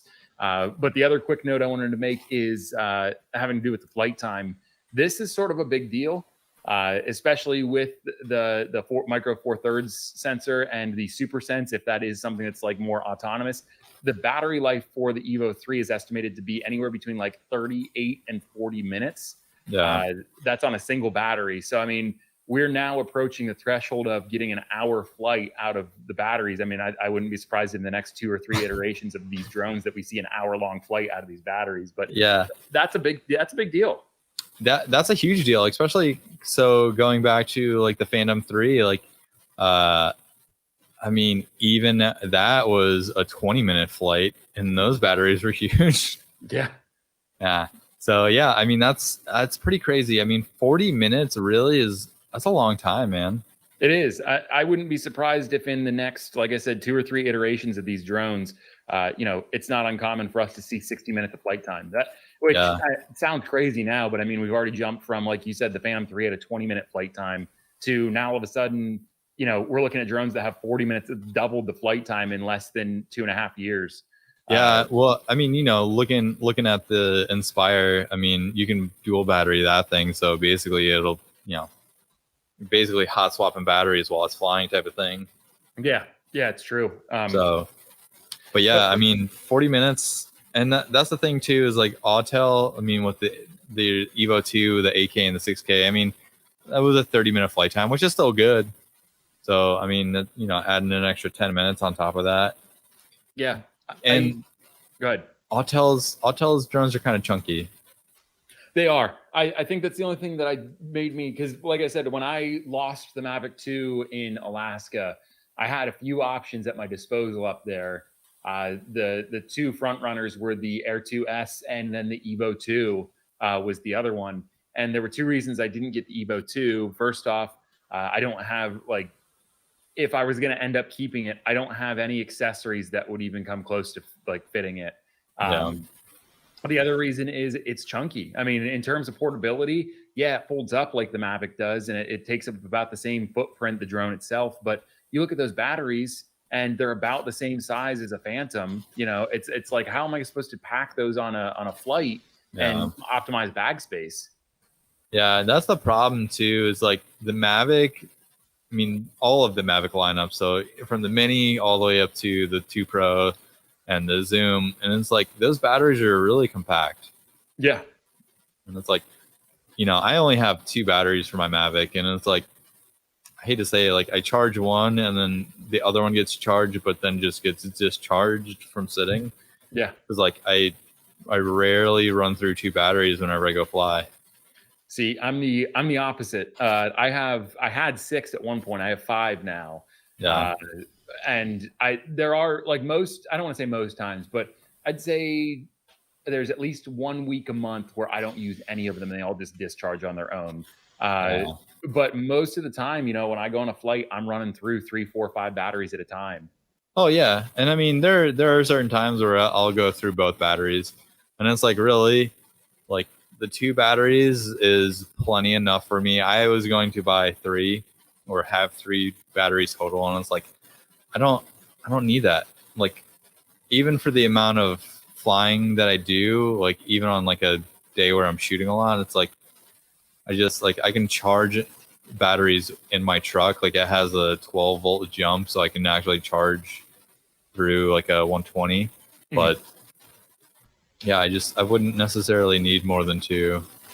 Yeah, and that makes sense. I've got the car chargers, and I've got an adapter so that I can run a wall outlet adapter through my Jeep. But rarely do I ever need to recharge. I just have the 5, and then that's it for me. But I do want to scale our conversation down quite literally to talk about the Evo Lite and the Evo Nano. Yeah. So did you like that for a little transition? Yeah, that's pretty good. It's not bad. So Evo, the Autel Evo has, like you said, they're sort of trying to emulate DJI in a way that I think is a clear statement that they want to be competitors with DJI. I mean, as they should be. I mean, there's really no other drone company that's on the market. I mean, you had X Dynamics, who was trying to make like a Phantom style drone, which honestly, I really like the X Dynamics drone, but it was just super expensive. But yeah, it's like there's really no other drone company that's out there trying to compete with DJI, and it's kind of finally nice to see another company that's trying to just kind of like nudge their way into that category. So yeah. I think that so I've looked at the X Dynamics as well. I actually reached out to them to do a product review on their Evolve 2. Of course, I was not met with any response because I'm still pretty small time, but it's nothing ventured, nothing gained. That's what I figured. They did respond to a message I sent them on Instagram, basically stating, because I asked them, I said, is this sort of your answer to the Phantom? Because scale wise, as well as build wise, it's sort of similar. You can see parts of the Phantom in it. They actually responded to me and said that it's their answer to the Inspire. which I Yeah. thought was super. That's bold. Well, and because I think if I remember correctly, you can swap out the gimbals on that, right? You can, and it's got a the base model has a micro four thirds sensor. So I mean, on paper, the camera setup is almost identical to the Inspire. When I looked at Inspire footage compared to the Evolve 2 footage, I do definitely see just minor stuff, and it may be minor to me, but it might be major to somebody else. But image isn't quite got the same snap as the Inspire does. Dynamic range just isn't there. It looks like they basically took what a Phantom could do and tried to market it as this is an alternative to the Inspire, and it's like it's just not quite there. Yeah, and I didn't never see anybody purchase the first X Dynamics drone, which I know was kind of expensive. I do remember seeing Captain Drone, I think, did a review on one. I think Ken Heron maybe had it for a little bit. He did. I forget. There's one other guy, maybe Dustin Dunhill. But I remember the Captain Drone one for the most part. But yeah, it was like for the price and for the flight time and stuff, it was like who would buy this type of thing? Mm-hmm. But the controller was probably one of the nicest features. Like everything was kind of built into the controller, and it was like, man, that's kind of what you want to have when you're looking for a drone like that. The review that I remember, you're right, Ken did one. I don't know about Dustin. I wouldn't be surprised. He reviews just about everything under the sun that has propellers on it. Yeah. But I remember watching Ken's, and he was doing it at a football stadium. I want to say it was in Kentucky. It might have been Tennessee. I can't remember, but he was doing it at a football stadium, a college one. And in that review, he also talked about the controller, and he said the controller is badass, and that is true. If they got one thing right over at X Dynamics, it's that controller. That is fantastic. Yeah, it's because like there's not many, and I think Skydio is the only one that is like a true like American company. And I know X Dynamics is in the United States, but basically all the parts and everything obviously come from overseas. But yeah, it's like, I mean, Autel. Sorry, I'm trying to put my screen out. I might have to swap a battery real quick. Yeah. But so it's like it's nice to see Autel kind of step in the ring and say, hey, listen, we'll try and give DJI a run for their money, because there's nothing else that competes with the Mavic 2 Pro. There's nothing else that competes with the Air or the Air 2S, Air 2, whatever variation they're on now, or the Mini. Mm-hmm. Yeah, it is neat just to see that the competition is starting to get more. It's starting to thicken up a little bit. I gotta put this battery in real quick, but keep talking. I'm listening. All right, cool. Yeah, this is for those of you watching and listening. This is why at some point I'd like to be able to do this podcast in person, because just like after you run this so long, cameras start to overheat like mine did. You have to change batteries out. It's just a menagerie of things. But anyway, it's exciting to see the competition begin to become a little bit more thick. Before we move on to the Evo Lite and the Evo Nano, the Ken Heron review of the X Dynamics Evolve 1, the original Evolve, I remember very clearly being kind of impressed by it. It wasn't very steady in the wind. There were a lot of things that made you think, okay, this is definitely like just some drone company that's just throwing some ridiculous bullshit out there, other than that controller. But I remember at the end of the video, he was super impressed for the most part, other than the range. The range really turned him off. He started losing signal after like 400 yards. But yeah, as he was landing it, the propeller actually came off of the top of the drone when it was like 3 feet off the ground, and it crash landed like another 2 or 3 feet to the ground. But the propeller like literally launched up into the air. And I just remember sitting there thinking, after seeing that, there is absolutely zero chance I would ever buy this drone, because God forbid he would have had that up and near people or near a road, and that propeller would have snapped. You don't know where that's going then. Yeah, and if I remember correctly, like you had to take those propellers. It was kind of like very similar to the Phantom, where you had to take the propellers off and then put them on before each flight. but theirs went on kind of weird, if I remember correctly. It was like you had to put a nut on and you had to tighten the nut or something. I don't remember, but and it's like you tighten the nut counterclockwise to the way that the propeller. It's something ridiculous, like weird. Something. Yeah, I think I remember that. You just don't have any time for when you're out in the field. Why would I ever want to sit there and try to figure that out while I'm trying to get ready to fly my drone? You know? Yeah, and that's the other thing too, is like, especially if you're like, if you needed to get a shot immediately, and like you like kind of really hard to do all that stuff. And that's why like I liked the Phantom, but then I also hated that you had to do that with that too. I got really good at just like holding it and just slapping it and spinning it. yeah. I was one of those people that just like flipped it around a bunch of times and got it to the point where it was like tight enough, and then I just like, all right, but hopefully it doesn't die. Let's jump into the Light and the Nano. So these are DJI's responses to these are Autel's responses to the DJI Air 2S and the Mini 2 respectively. So we'll start with Evo Light, which this is the response to the DJI Air 2S. There's going to be two versions of the Light. There's going to be the Autel Evo Light with a 1 and 1.28 inch CMOS sensor.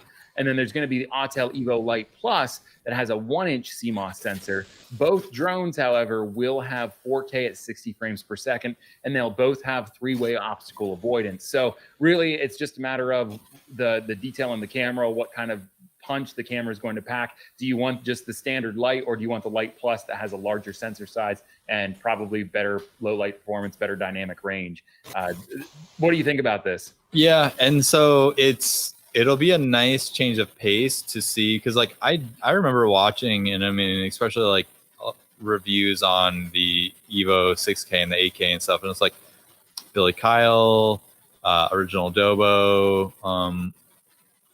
I think Ken Heron maybe touched on some of it too, same with Dustin Dunhill, but it's like they all enjoyed the color profiles that you were getting from the Autel drones. It's just they were very chunky and slow from what they were saying, but I'll be interested to see, because like, I mean, I actually had pre-ordered the Mavic Air 2 when it first came out, so that was in 2019. It was right after I purchased the Mavic 2 Pro, and then like I was like, man, I'm like, I really don't need another drone, and so I canceled it. I'm kind of glad I did, because then they came out with the Air 2S not too long after that, and it's like, well, it's like I like DJI, and like they're kind of pulling an Apple, where like they just constantly keep refreshing a new product, but then as something else. So it was like the Mini, and then they came out with the Mini 2, and now there's the Mini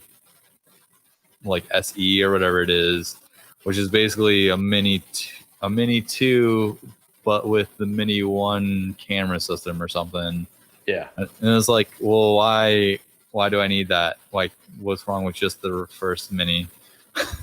It was, yeah. And I actually talked to a few people about that.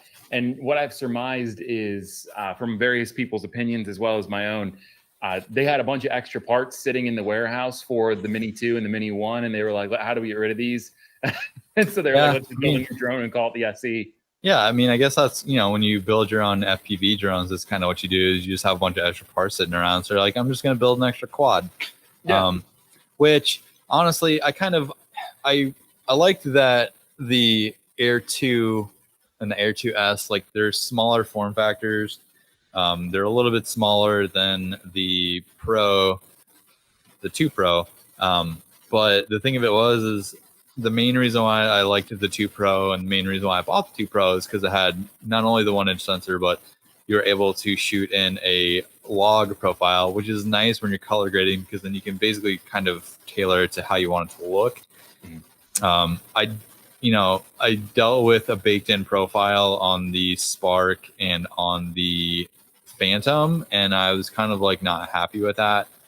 I dealt with it on the Spark just long enough until I bought the Mavic 2 Pro, and then I was like, I'm never buying a drone with a baked-in profile again. But if Autel did, however, have some sort of a log profile, or just like a flat color profile that was easy to grade, I think I probably would pick one up, because I really kind of do want a second drone Not that I necessarily need one, but I like the Mavic 2 Pro. It's just sometimes that one is a little too big too. Yeah, the thing that I love about the Mavic 2 Pro and even the zoom, it doesn't have quite the same D-log as the Mavic 2 Pro because that has that 10-bit color log, whereas the zoom has an 8. Is that flexibility in the image. And I remember reading and watching reviews on the Autel drones, and that was, like you said, the biggest complaint was that the color profile in that image. I mean, not that the color profile that was native to the camera was bad. It was that they actually really liked it, but the lack of flexibility in a flat color profile that you can then grade very easily. That seemed to be the major complaint out of that. Yeah, I think, I mean, if you're going to purchase a drone, and I mean, it all just depends on like what you need it for or what you're looking to get out of it. I mean, I think having the flexibility rather than just having like a baked in profile, just like shot in a, you know, an MP4 or whatever, being able to manipulate a log profile gives you more, it just gives you more of like a better feeling when you finish the final product. Like when I used to shoot everything with the Spark, I mean, you know, it's 1080 at 30, so it wasn't the greatest. But I mean, definitely for what it was, it produced some pretty solid. But there's times where I over color graded the image and just it looked super dark and muddy. And it's like once I started color grading log footage, like it really just kind of like there's a huge difference to it. Yeah, it really is. Really I have some friends that have just recently gotten into video production. They use their drones for photography almost exclusively. And one of them I help out on a pretty regular basis. The other one just comes to me every once in a while when they need it. But anyway, for the longest time, they were shooting in that baked-in color profile that the Mavic 2 Pro has, which again isn't bad. I mean, right out of the camera, it's pretty good. It's got a nice dynamic range. The image is crispy. It's nice. But when you learn how to color grade, which I'm no expert, but I've certainly taken big steps since I started. I still struggle with it a little bit.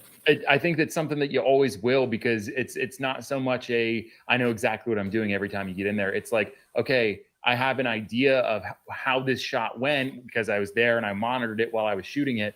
But how is this going to translate to editing it? You know, what is the light going to do when I bring up certain colors or certain values?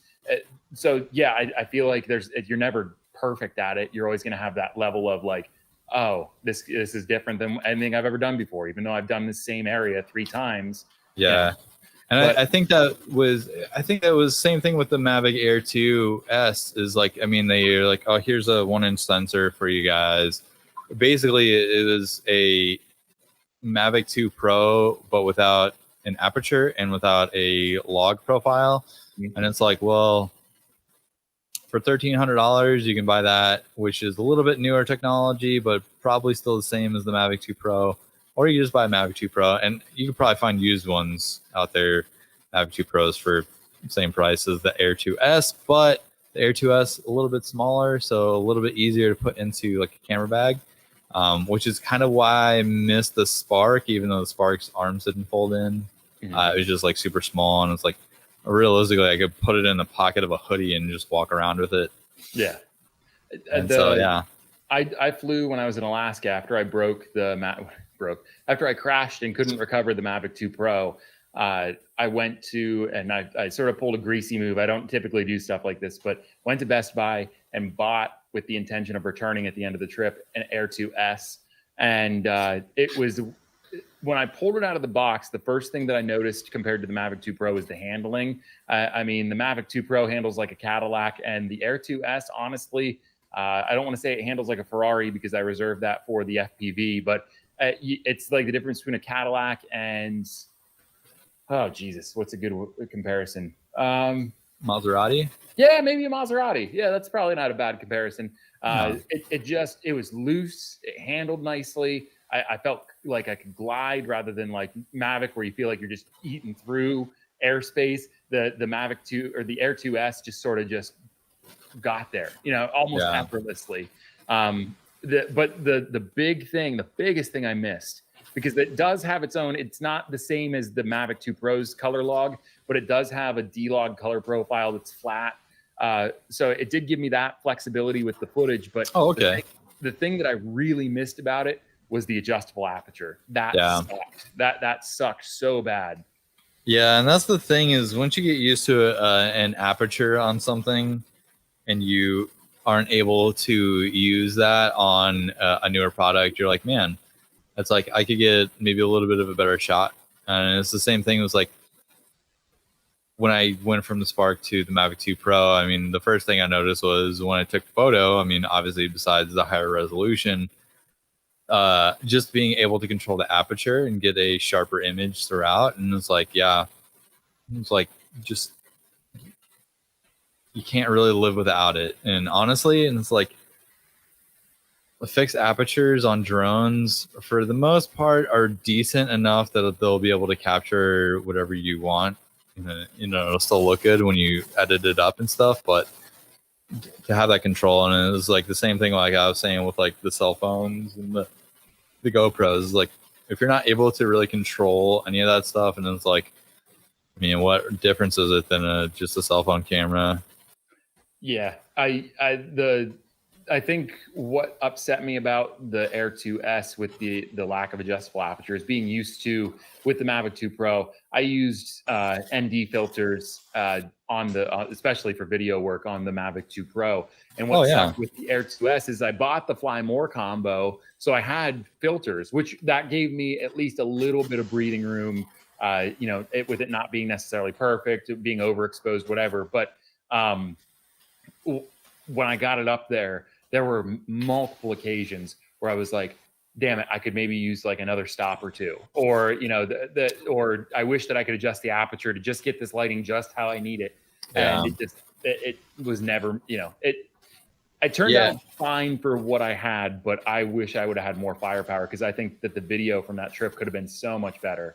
Yeah, and that's the problem too, is especially with drone cameras, is like, I know Freewell, I'm pretty sure it's Freewell. They maybe Polar Pro made some too, but I was pretty sure. I think Freewell made them. They were variable NDs for like the Mavic Air or the Mavic Air 2 or something like that. And it's like, well, you can't change it on the fly. You have to fly it back to change the aperture or the variable ND on it. And it's like, what really is even the point of that? Right. Like, it would be a little bit different if you just throw it into auto ISO or just like automatic and just let it go to town. Because I don't know. I mean, if you have to fly the drone out to figure out that that's not the ND that you need, the neutral density, to fly it back to change it, it kind of sucks. And it's like I was out flying the Mavic the other day. I didn't even have an ND filter on it. It was just, we were getting so low on light that I was just able to film at like 400 ISO with just the regular like glass element on the front and not even have to worry about an ND.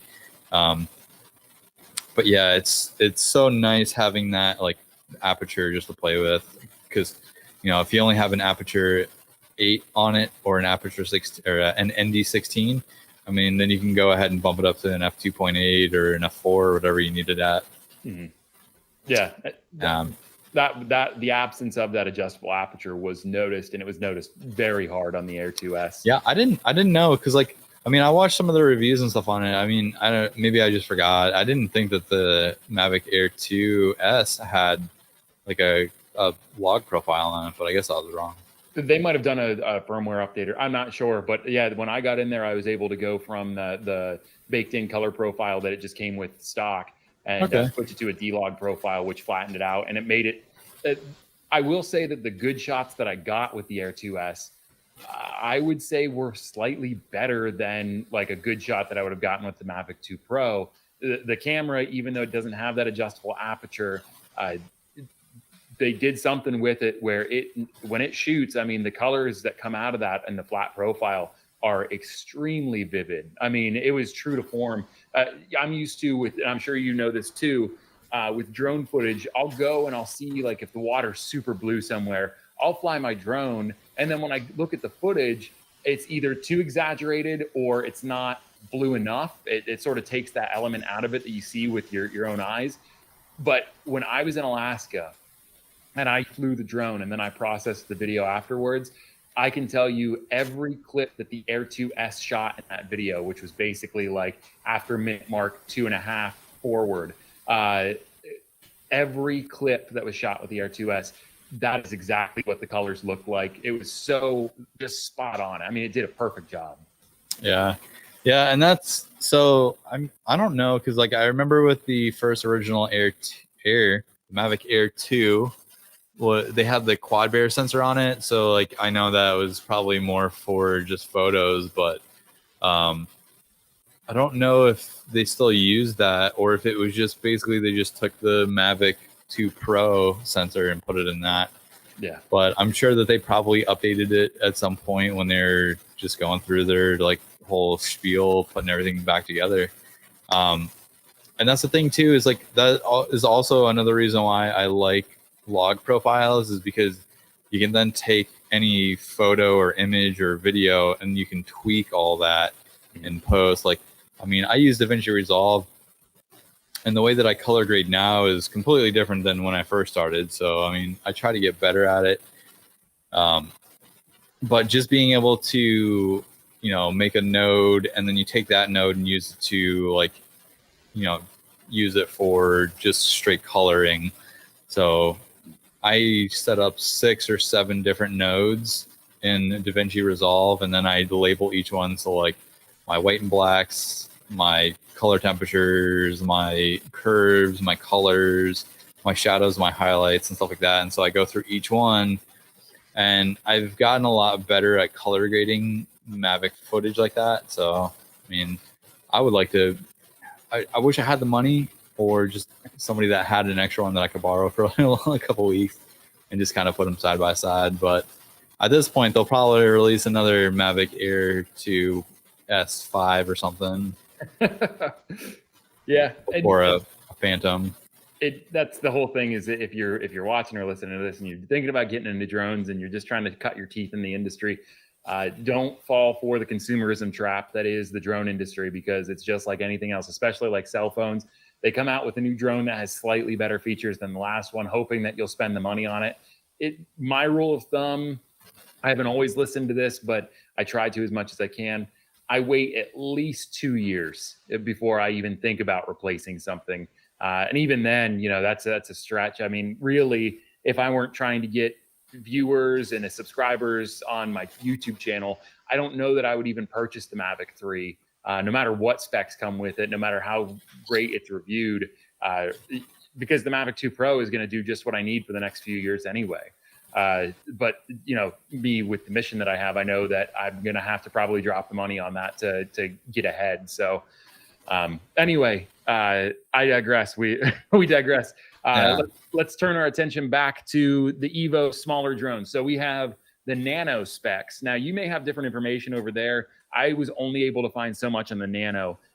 In the picture that was leaked by Autel with the lineup of drones that were in various colors, they also had a Nano drone that is to compete with the DJI Mini 2. There's not a lot of details out about this as far as I can tell.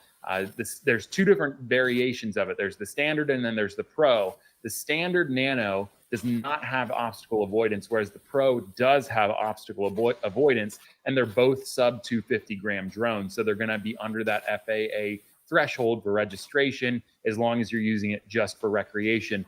Now, my thoughts in terms of what matters in this drone is the camera. I don't think that they can release something with anything less than 4K. If it's going to compete with the Mini, it's got to have 4K as the max. The only thing that I could see them doing to sort of one up the Mini is increasing the frame rate. You know, making it 4K 60 rather than 4K 30. Otherwise, you know, the only other option that you have is to either match it or bump the resolution up to 5.2K. I don't know how possible that is on a drone like this, but they're going to have to do something to make it stand apart other than the obstacle avoidance on the Pro model. Well, and if you really look at the Mini 2s and stuff, like, I know the first original Mini didn't have any obstacle avoidance. Does the Mini 2 have obstacle avoidance? It does not, no. Yeah, I didn't think so. So realistically, they're kind of already ahead on. They're already ahead of them on that. I would say that it's probably going to be very similar to specs of Mini 2. I mean, 4K 30, probably 12 megapixel. I mean, they're kind of throwing that out to just the amateur photographer or somebody that just trying to get into drones. So I don't see it being anything more than basically what the DJI Mini 2 is. I mean, same specs as the Mini 2s and the Mini, 30-minute flight times. They have a 6.2 rating or 10 kilometers as far as distance goes. So, I mean, realistically, how much more do you want from a small miniature drone? Yeah, I think that you're right. The obstacle avoidance would probably be enough just to set it apart from the Mini 2. I don't know that I think you're right. I don't know that they necessarily need to improve the camera much. But I think that was the big thing the Mini 2 missed out on. I understand the Mini 1, they were just getting DJI was just putting it out there, the idea of an entry-level drone for somebody that's an amateur photographer, somebody that's just trying to get into drones without breaking the bank. But I think the big thing that they missed on both the Mini 1 and the Mini 2 was not including any type of obstacle avoidance system. Because if you're truly making that drone for amateurs and entry-level people, they're the ones that really need obstacle avoidance more than just about anybody. And I really feel that DJI missed the boat on that too, because honestly, like, number one, they could have used the same motors from the Spark and then had attachable and detachable props. I don't know why they used miniature props that you had to screw in to the motor. That was very odd to me. So yeah, I mean, that's just for the Mini 1.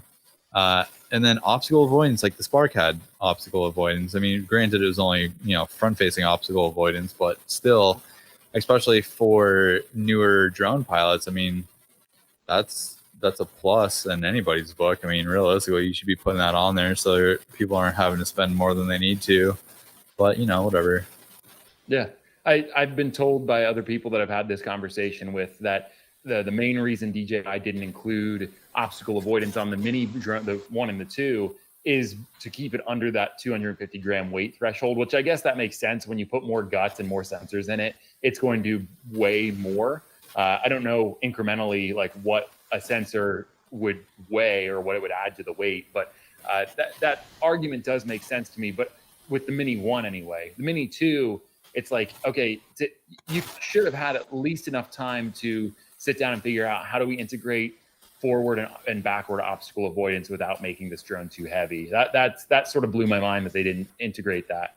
I also think too, because if you remember the size of the Spark as compared to the size of the Mini or the Mini 2, it definitely, they were trying to keep it in lieu of that whole Mavic style. So I understand that, but they could have made it a little bit more narrow, and definitely gotten it maybe under that threshold to the point where they could have added the obstacle avoidance front sensor at least. But I mean, realistically, I don't design drones, so I couldn't tell you.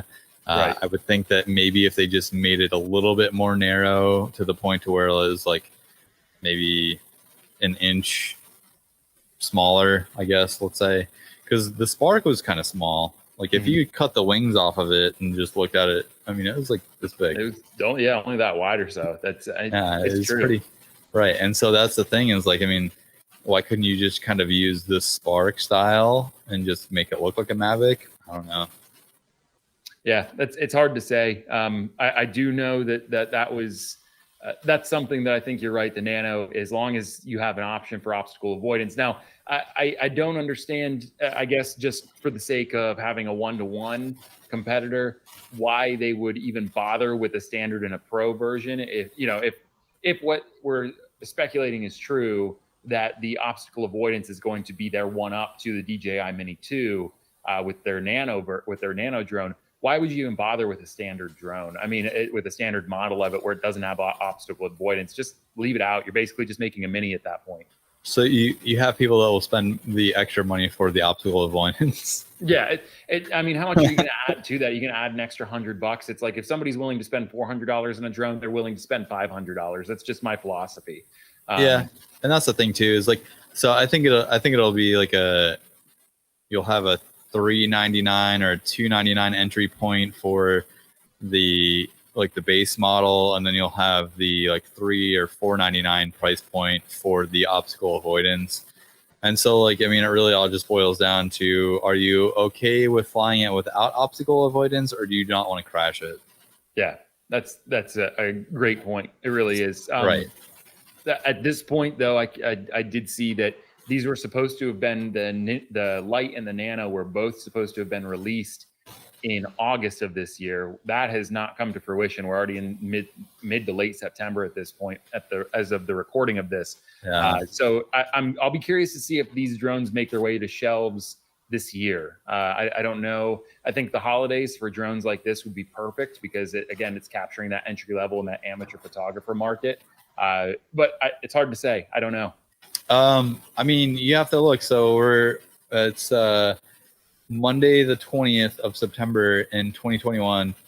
So if they were trying to release it in August, they obviously missed the mark. But that's not to say that, I mean, we're on the cusp of having which a lot of people are, at this point vaccinated. A lot of people are either, getting back into what they consider to be like a normal lifestyle now. And so like everybody's still going out. Everybody's trying to make, the most of their life at this point. I don't know what it's like up in Pennsylvania, but I definitely know down here in Florida, everybody's partying hard. So, I mean, they're trying to make the most out of it and get back into the lifestyle that they were living before pandemic. If it's still going on or whatever to some people, I don't know.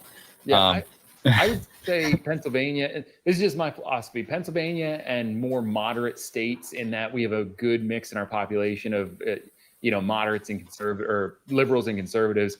I'd say a moderate state like Pennsylvania, we're probably 70% of what Florida's doing right now. I mean, a lot of us are really getting back to normal. Those of us that are a little more cautious that are getting back to normal are maybe still wearing masks and stuff like that out in public. But I know, I still do it. Yeah, I mean, it makes sense. People that complain about masks, this is probably an unpopular take in some segments of my demographic audience. People that complain about wearing masks is like, that's the least you can do. I mean, nobody's asking you to inject anything in your body. Nobody's asking you to do anything that's debilitating to your physical, ability. Right. You're wearing a piece of cloth on your face. Yeah, that's the thing of it. Like, I mean, my take on it is like, there are some people that like their jobs are requiring them to wear masks on like a daily basis. Like, I mean, even look at like surgeons and nurses and stuff. Mm-hmm. Like they're wearing masks on a constant basis, and like they're not complaining about it. It's it'll get to the point where it's like I would much rather just wear a mask for the 15 or 20 minutes that I have to go into a store. Mm-hmm. To buy what I need or whatever, and then I'm outside of the store back into my car, I can take my mask off, type of thing. Yeah, like I've done a little bit of research through the CDC and the FDA's website on some of the Moderna vaccine and stuff like that, and like I'm kind of interested in getting it, but my main concern was like what I found is it does have like a certain risk of heart inflammation, which kind of like deterred me a little bit. So like I kind of want to talk to a cardiologist and just kind of see what they say, if they have any information on it. Because my brother and my mom both got Moderna, and so like they had no issues with it. So I'm just kind of wondering like where the heart inflammation side of that came from in theirs. But I like what I was saying is we're coming up to the holiday season, so everybody's still like trying to get back into their normal life. And I think that you're probably going to see a spike in sales, especially consumer sales, this year alone. I went into Best Buy the other day, and they shrunk their DVD selection, which they used to have a pretty big one. They actually made it a lot smaller, which I was a little upset, but whatever. They had a boatload of TVs where all the DVDs were, and I was like, what is up with all the TVs? Mm-hmm. like big ones too, like expensive ones. It's probably holiday. I mean, they're getting ready for that. And I mean, it's sad because I do like having a physical product. Like most of the video games because I still play Xbox on occasion. Most of the video games I have are hard copies. I don't necessarily like downloading something digitally. I like to know that, hey, I own this. This is mine. Well, I'm gonna mess up my camera real quick, but okay, yeah, no worries. Look, that's your DVD collection. Yeah, so like I got Blu-rays. I love Blu-rays. I go to some stores that they have like budget Blu-ray options, like $3, $5. Like I got The Devil Inside the other day, like especially right now, spooky season. So it was like $5 at Big Lots. So it was like for $5. I was like, why not? Yeah. I like physical copies and stuff. Like I have some books on there. I used to have more books. I actually donated a bunch of them, but I have a couple of Xbox games. I've been replaying Grand Theft Auto 5. Ooh, that's a good one.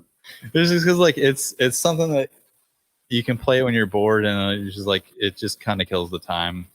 Yeah, I just downloaded. This is really off topic of drones, but I just downloaded Call of Duty Black Ops Cold War. Oh yeah. And the reason I did that is because I don't play a lot of the online multiplayer anymore. But what I do like is the zombies. I love playing zombies. That's like one of my favorite things to do. And so, when I have time, like Katie's in Maryland right now for work, so I've got the apartment to myself. And nice. Without having her here, not that I feel like she holds me back or anything from doing that stuff, but I don't have to worry about entertaining or watching our shows together. I can sit down in my room and just fucking kill zombies all night. yeah. And that's the thing is like, I want to get a Wii, like for no other reason than to just have a Wii Sports. Yeah. I loved Wii Sports. That was such a fun game to play. And it's like, I don't need to buy a Wii, but I want to. Yeah. I also want to buy a Game Boy so I can play Pokemon. Like an original Game Boy? Well, not like a Game Boy Color or something, okay. But yeah. Word. All right. I feel you. Like I've been having this I've been looking up on how to download like emulators so I can just have an emulator on there and not have to actually buy one. But I'll have to send you the link. I had an emulator a long time ago. I had Bomberman, I had Pokemon, I had Legend of Zelda. I mean, I was playing everything on my computer, but it was all like in the style of a Game Boy. Great. Yeah, I've seen them. Like you can download them. Like I guess you have to hook the phone up to the computer and download the emulator onto it, type of thing. But oh yeah, on the phone it's a little different. I just would be on my desktop and I would use the arrow keys to basically play. I figured I got the phone on me all the time. Whenever I'm bored, I can just bust it out and play Pokemon on the go. That's very true. That's very true. But yeah. All right, so we're entering the final stretch. This is the last topic I wanted to touch on with you. Wait, are we going to talk about it now? It's time to talk about it. We are talking about the Mavic 3 Pro. The thing everybody has been waiting for. Dear God, how about it?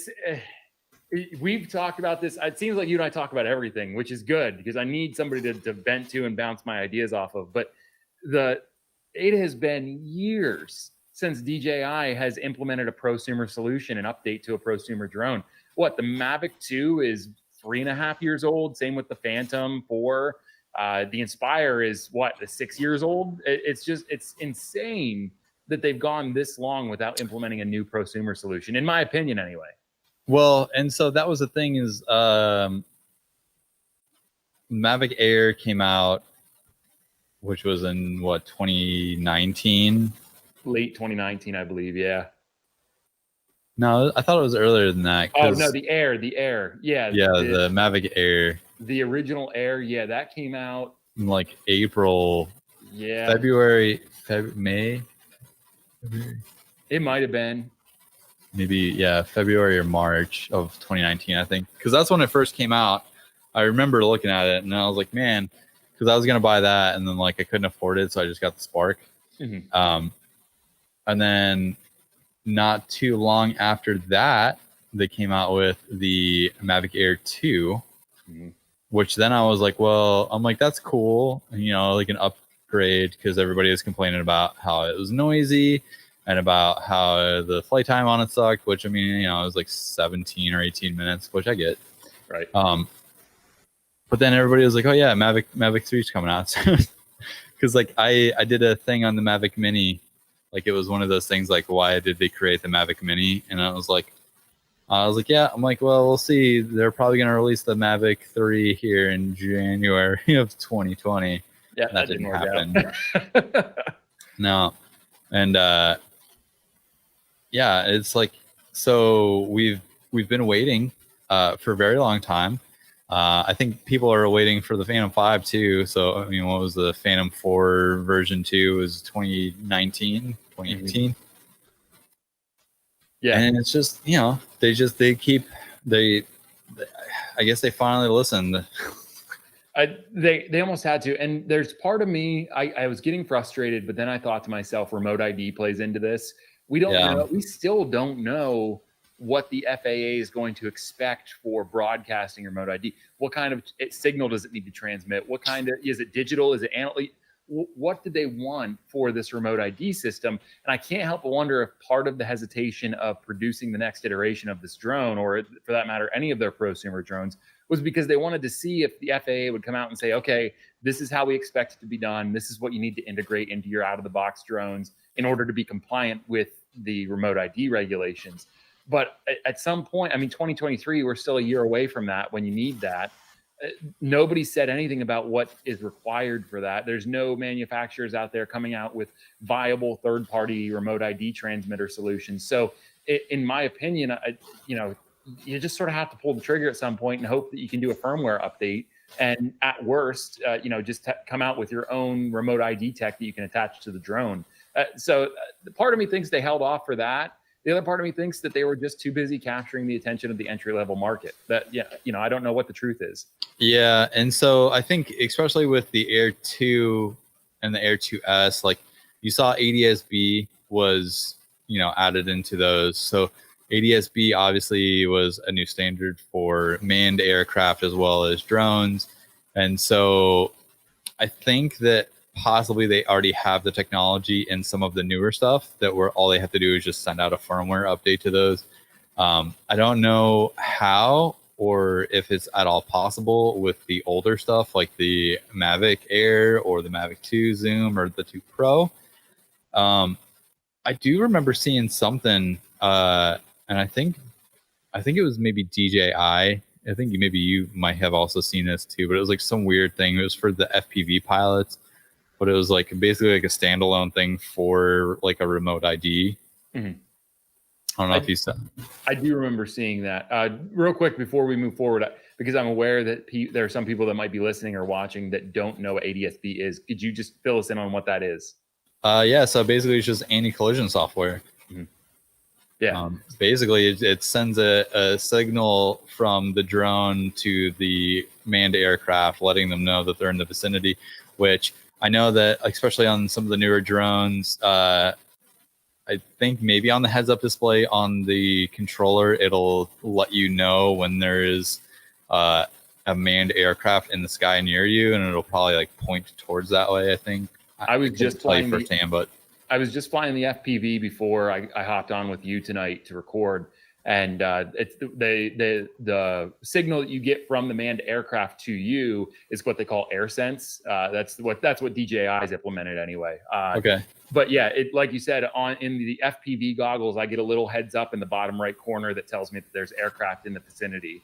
Okay. And I mean, it is accurate because no sooner than I hear a plane or a helicopter coming from the distance, my drone's letting me know that there's an aircraft neirby. Yeah, which honestly, I think that they probably should have implemented that a lot sooner, but it's good.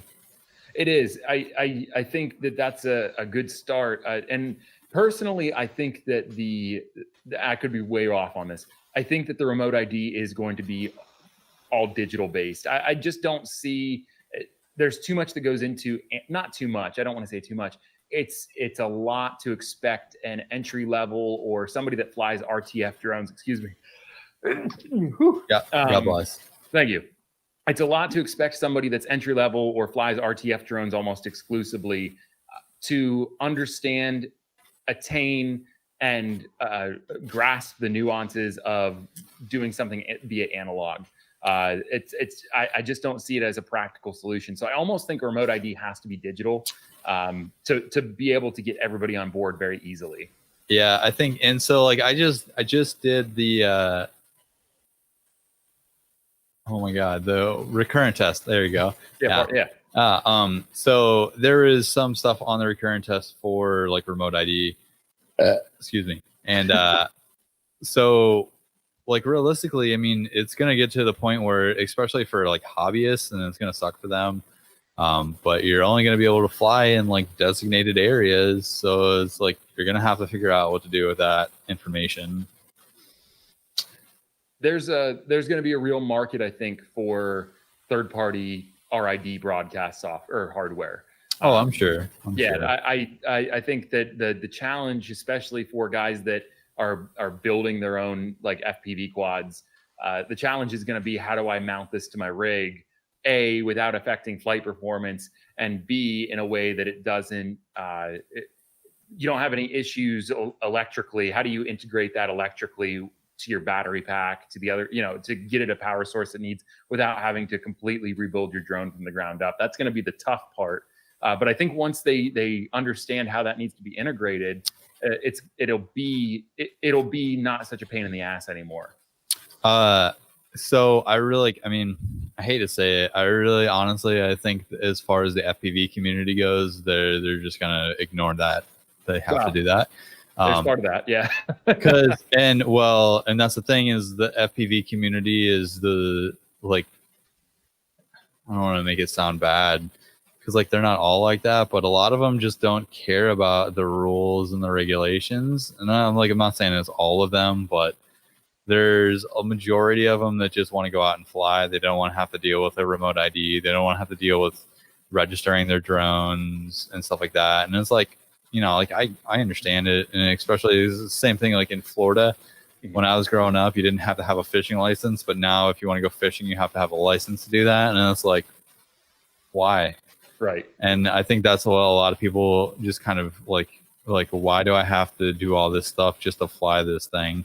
And it's like, if you look back at, guys that used to build their own like model planes and stuff, and it's like, yeah, they would go to their like little RC clubs or whatever, but a lot of them just like you didn't have to do any of that stuff. Yeah, and I think that's the thing. And I think, especially with the FPV community, I think that you have to look at the way that they fly. I think that's the sort of the screwed up thing with remote ID is you're putting this umbrella over everybody, when realistically, you could build a drone like an FPV drone, or just even a GPS drone. You could build drone that can get up to 1,600 feet. It can go really, really high. Like the DJIs are capped at 1,600 feet. That's the highest that you can send it. Obviously, that's against the rules to begin with in most cases. But anyway, well, it depends. Well, yeah, it depends. I mean, there are scenarios where you can fly that high. Of course, but and that's the thing is like I understand where you're coming from. It's like, what's stopping anybody from doing whatever they want to do? Well, and you look at the FPV community as a whole, though, I'm willing to bet 95% of those guys and girls, for that matter, aren't looking to send their drone even 200 feet in the air. Most of them don't go that high. They're shooting gaps. They're hitting obstacles. The most that from what I've seen, this is very antiquated, or not antiquated, but anecdotal evidence from me. The most that I've seen them go super high is when they're trying to dive down a tower or something like that. Yeah. But for the most part, they're just trying to fly stunts, and usually they're under 150 feet. So like, why are we policing those guys? Most of the time, they're not even coming close to a manned aircraft. No, 100%. And I agree with you on that, because like, I mean, any of the videos that we've ever seen of any drone hitting anything is normally some guy who has, I hate to say it, it's like a DJI drone, and what he's doing is he's just going up as high as he fucking can with it, and then that's why we all get shitted on. Mm-hmm. But no, and then I agree. I mean, as far as FPV goes, because like, I mean, I had the little Tiny Hawk 2 for a little bit, God rest his soul, I couldn't get it fixed, so I just had to get rid of it and just ignore it, and I just cut out of FPV. And the messed up thing too is Edgar sent me a little FPV kit, and he was like, "Here, you can use this." Like, I couldn't get that to work with the controller that I had, so I just said whatever. I kind of want to get back into FPV, anyways. But yeah, I mean, those guys are realistically, I mean, maybe 100, 200 feet up, if that. Yeah. And even still, I mean, the same rules apply to them. That if you're within 400 feet of a structure, you can go 400 feet above that. So exactly, if it's a 600-foot tall building, he could be up at 1,000 feet. Exactly, and that's one of those exceptions where you can go well above 400 feet. Is in those scenarios. We have a skyscraper in Lancaster that's I think it's 300 feet. It's somewhere in that ballpark of around 300 feet tall. And so, in downtown Lancaster over Penn Square, I can go up to 700 feet and, be well within my regulation. So it is nice. But yeah, I mean, like I said, the FPV guys are the guys that are going to, push back on this and just not follow that rule. Why would we even try to police them? They're not hurting anybody. Most of the time, they're just trying to do cool tricks, and they're usually under 200 feet, which if there's manned aircraft at 200 feet, you're either right next to an airport, which is a problem, or they're crash landing or emergency landing, or they're being severely negligent in a manned aircraft. So, it's room for error is very small. I've actually seen some small Cessnas around here, and I live like 5.1 miles exactly away from a Class D airport. But I have seen some helicopters and some smaller planes that are flying real low. I couldn't tell you that they were at 200 or 300 AGL, but I mean, they're a lot lower than I was expecting them to be. But yeah, it's one of those things the problem is the remote ID is going to get implemented, and a lot of older drones aren't going to be able to broadcast that signal, especially if they're not able to get a firmware update. If there needs to be some third-party accessory that goes onto it, kind of like a loom cube, like an anti-collision light. I guess you would maybe just have to put one of those on top of a drone or something that would just kind of broadcast the signal or whatever. But I would think that maybe anything that has been made within the last 4 years, like the Mavic 2 Pros and stuff, the Mavic Air 2 Minis, like those should all be able to get a firmware update, I think, because like you said, it's probably going to all be digital anyways. So I highly think that those are probably going to be able to just get firmware updated. If not, you'll probably have to see something like one of those, like a loom cube go on top of it or something just that hangs off of it. Yeah. I did notice in the Mavic 2 Pro's menu, this was maybe a year ago at this point, they did do a firmware update where there's a remote ID menu in the settings for the Mavic 2 Pro. So you can go in and you can change the remote ID name, and you can change the identification number on it. So I'm assuming that if DJI is on the right track with that, you're basically, if you register your drone, you're going to be assigned, whether it's your registration number or something else, you're going to be assigned a remote ID number that you have to program into that software then. And then you have to turn it on and name your aircraft and provide your name as well. And then from there, it'll probably allow you to then transmit that information out to whatever system they have set up. Yeah, I would think that that is probably going to be the case. I think I do remember seeing something in there. I think maybe we discussed that a while ago. But yeah, I think I remember seeing something in the menu for that. It's just, we'll see it when the time comes. I mean, as of right now, it's still an open hobby for the majority of people. So yeah, I'm going to hate to see that, you're going to have people that go out, buy a drone and have absolutely no idea about remote ID. And then they're just going to be stuck wondering why their drone isn't being able to get flown. Well, the perfect example of that is the trust test. And you and I both agree on this. I firmly believe that they needed something like the trust implemented. That was an absolute necessity.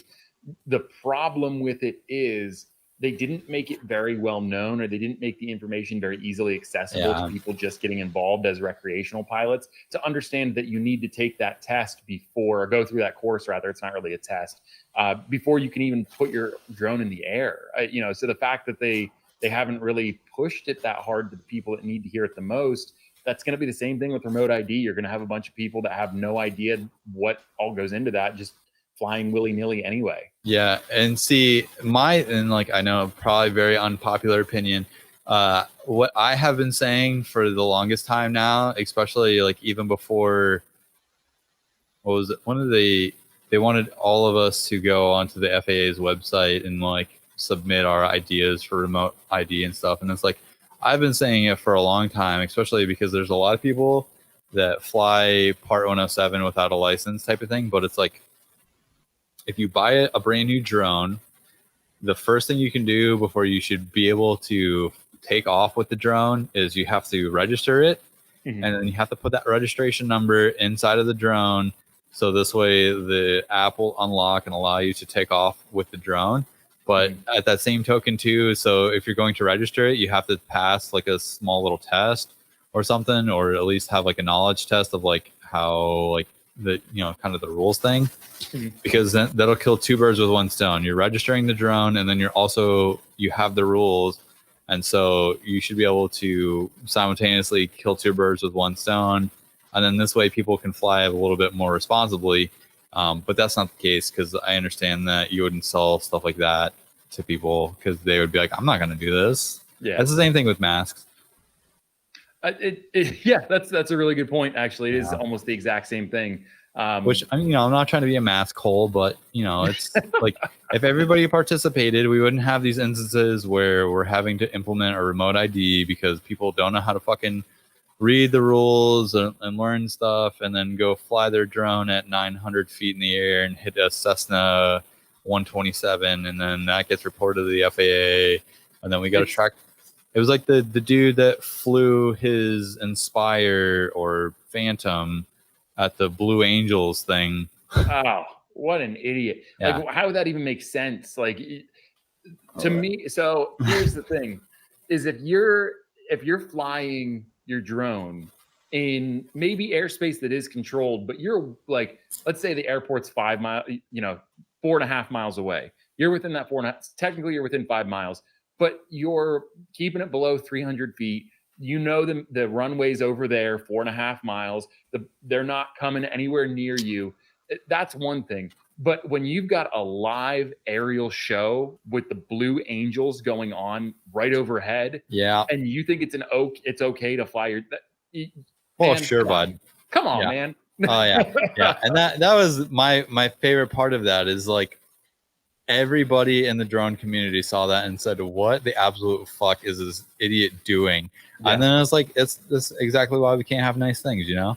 It really is. It really is. And I don't like to be that guy. No, nobody does. Yeah, you don't want to be that guy, and you certainly don't want to see somebody get in so much trouble that it alters their life. I don't want to be that guy. But at the same time, like, use your head. You're just going to ruin it for the rest of us. And if I see you doing something that's going to absolutely ruin it for the rest of us, I'm going to call you out. And I agree 100%. And you know what the mess up thing is too, is we're now starting to see more drone pilots. Like, I've seen more videos on YouTube about drone pilots getting contacted by FSDO.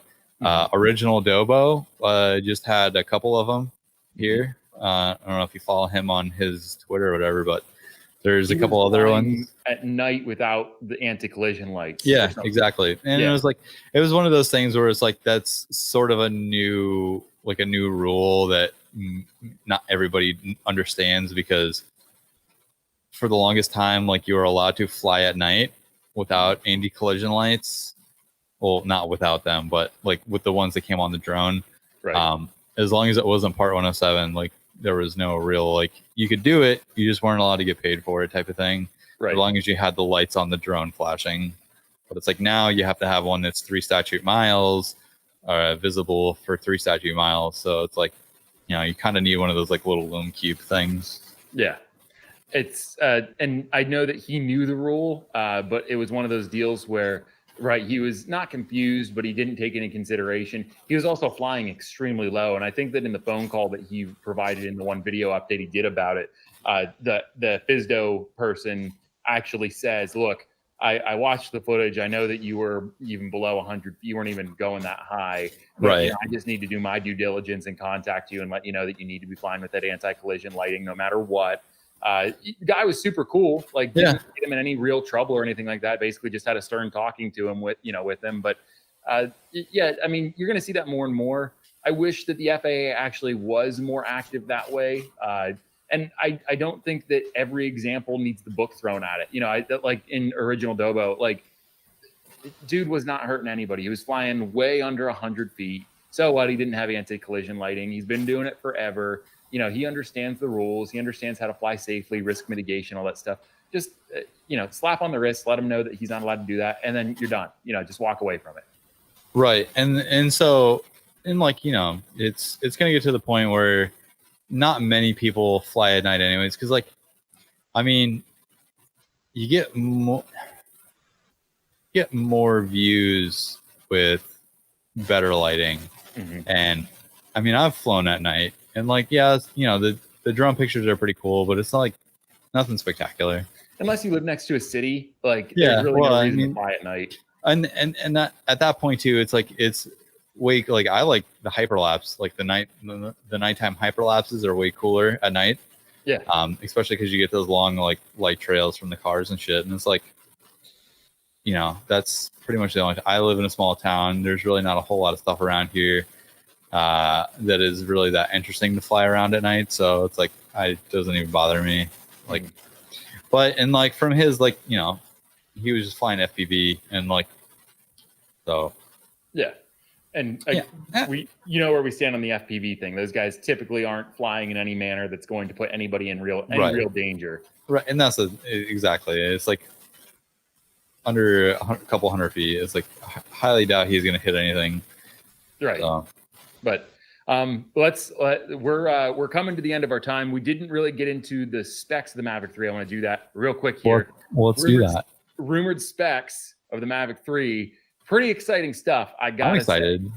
What's that? I'm excited. Yeah, hell yeah. And just for those of you that haven't seen this, I'm going to go ahead and put up on the screen right now the renderings of the Mavic 3 that were quote unquote leaked. Just a really neat, sleek body style. It looks like if the rendering is true to form, the body color is going to be a little bit darker. That's exactly it. Yeah. It's going to be a little bit darker. It looks like the legs, maybe that somebody got a little wonky. I don't think that the legs on that drone are necessarily going to be able to support the weight of the drone. So I would look for the legs on this to be a little bit beefier. But overall, this gives you a good idea of what they're thinking. It looks very sleek, very aerodynamic. And that camera, which we're going to talk about here in a second, looks sexy. It looks real sexy. But it's very interesting. It is. It's the double lens or the double sensor on it is very interesting. I'm going to run down through the specs here that are rumored, and then we'll break them down after I go down through the list. So for the Mavic 3 Pro, here are the rumored specs. The rumors. So you've seen on the rendering. There's a picture of the camera that is got two sensors on it. One sensor is for a 7x zoom camera. The other one is going to be anywhere from an inch to a micro 4/3 sensor for shooting in 5.7K resolution. So wow. Yeah, already wow.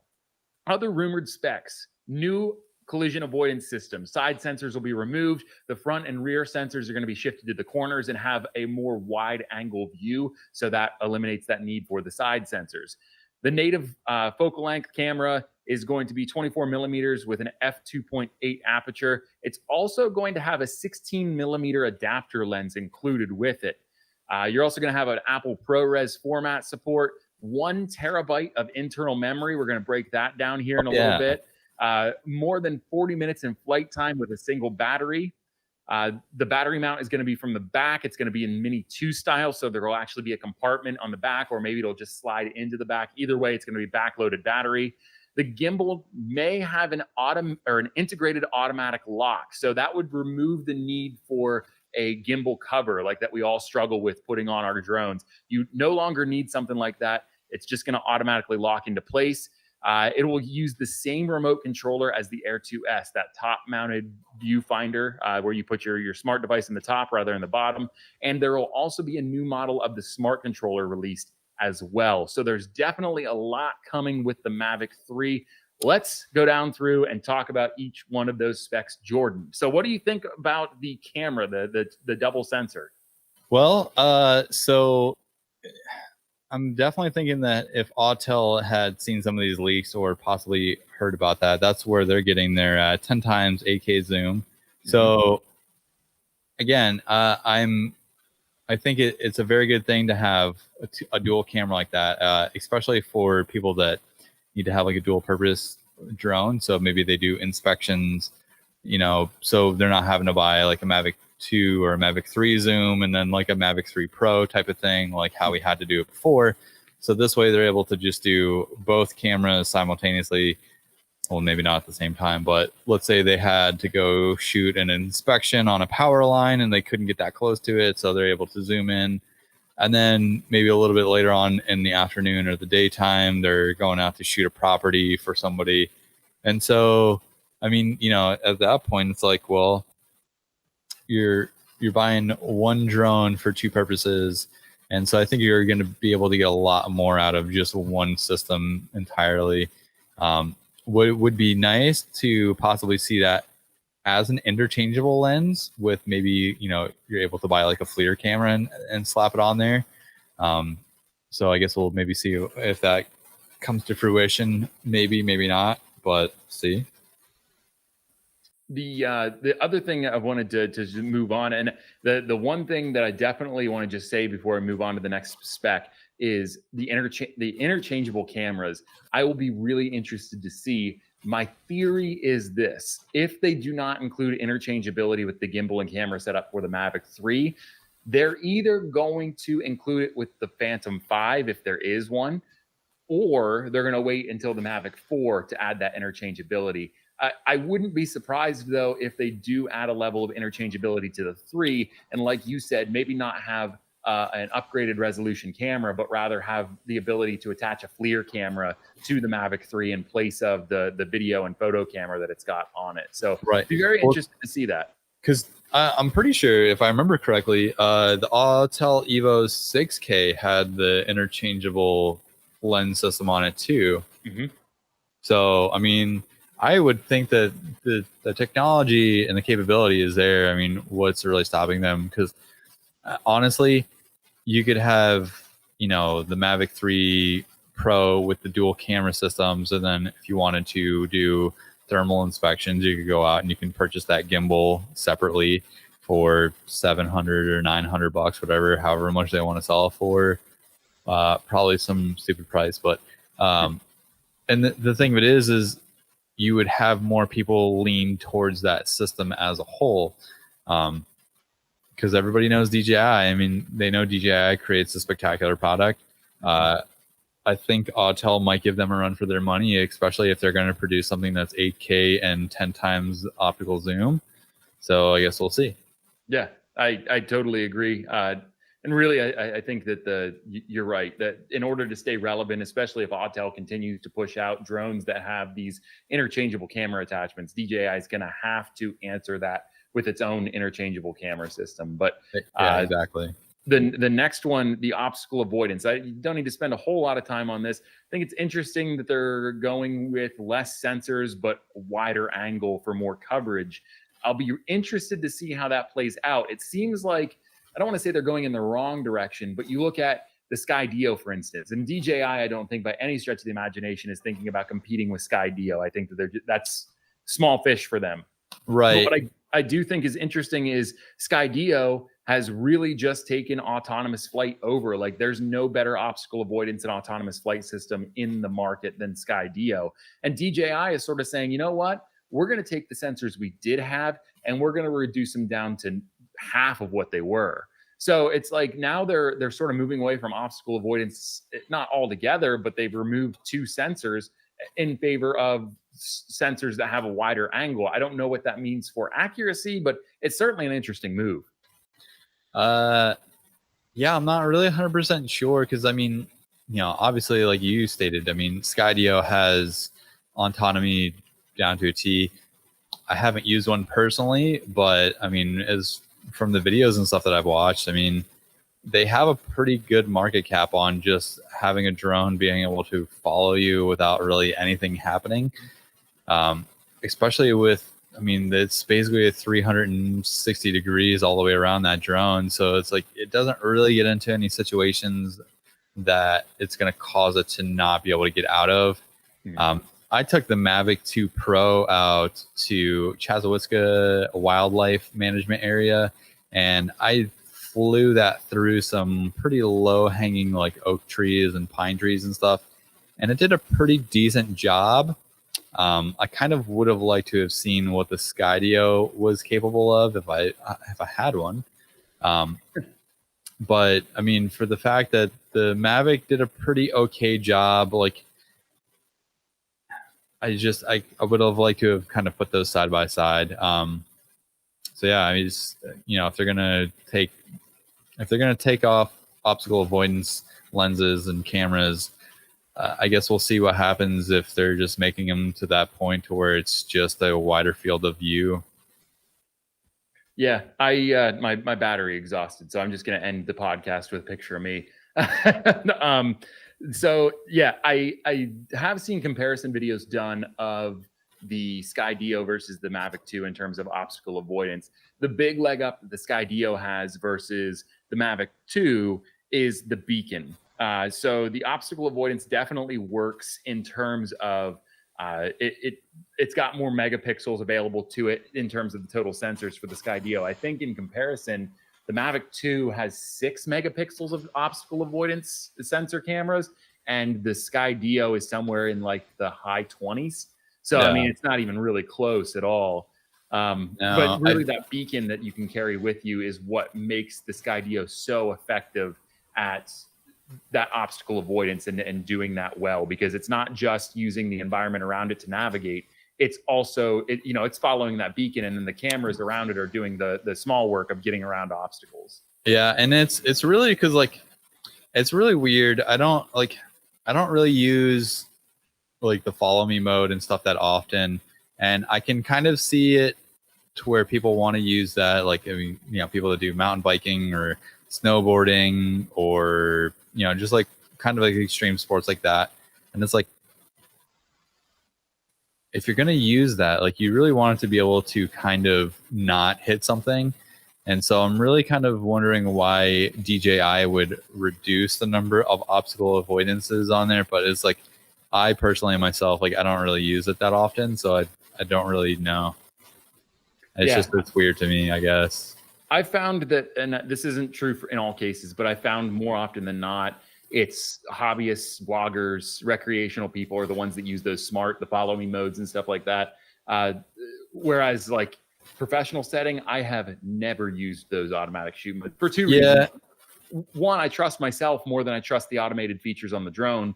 But right. 2, most of those smart shoot features reduce your video down to 1080p automatically. So really? It's like one of those deals where 1080p is not bad. I mean, I'm probably going to, in most cases, other than like for my own YouTube channel, I'm usually going to export a project out in 1080p anyway, but you just have less flexibility when you're shooting in 1080p. It's not as good. I see. I didn't know that. I don't know. I'll have to double check on my Mavic, but it's the last time that I used the follow me mode and stuff on that was when I was out in the Chazawiska Wildlife Management Area, and I basically I set it down and I threw it up into the sky, and I tracked it around my truck, and I just let it do its thing.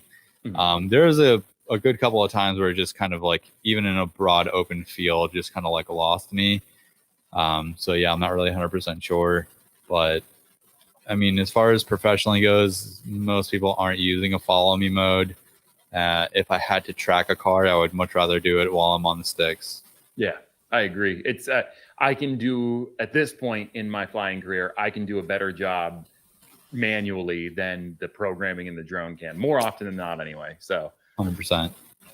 So let's jump into the ProRes, the internal memory, and the flight time, because I think all 3 of those sort of work in terms of the workhorse this drone is going to be. So Apple ProRes format is going to be supported. Previously, this was only available in the Inspire drone, I believe. I'm not familiar with the Phantom 4 version 2, but I think the Inspire is the only drone from DJI that formerly supported Apple ProRes.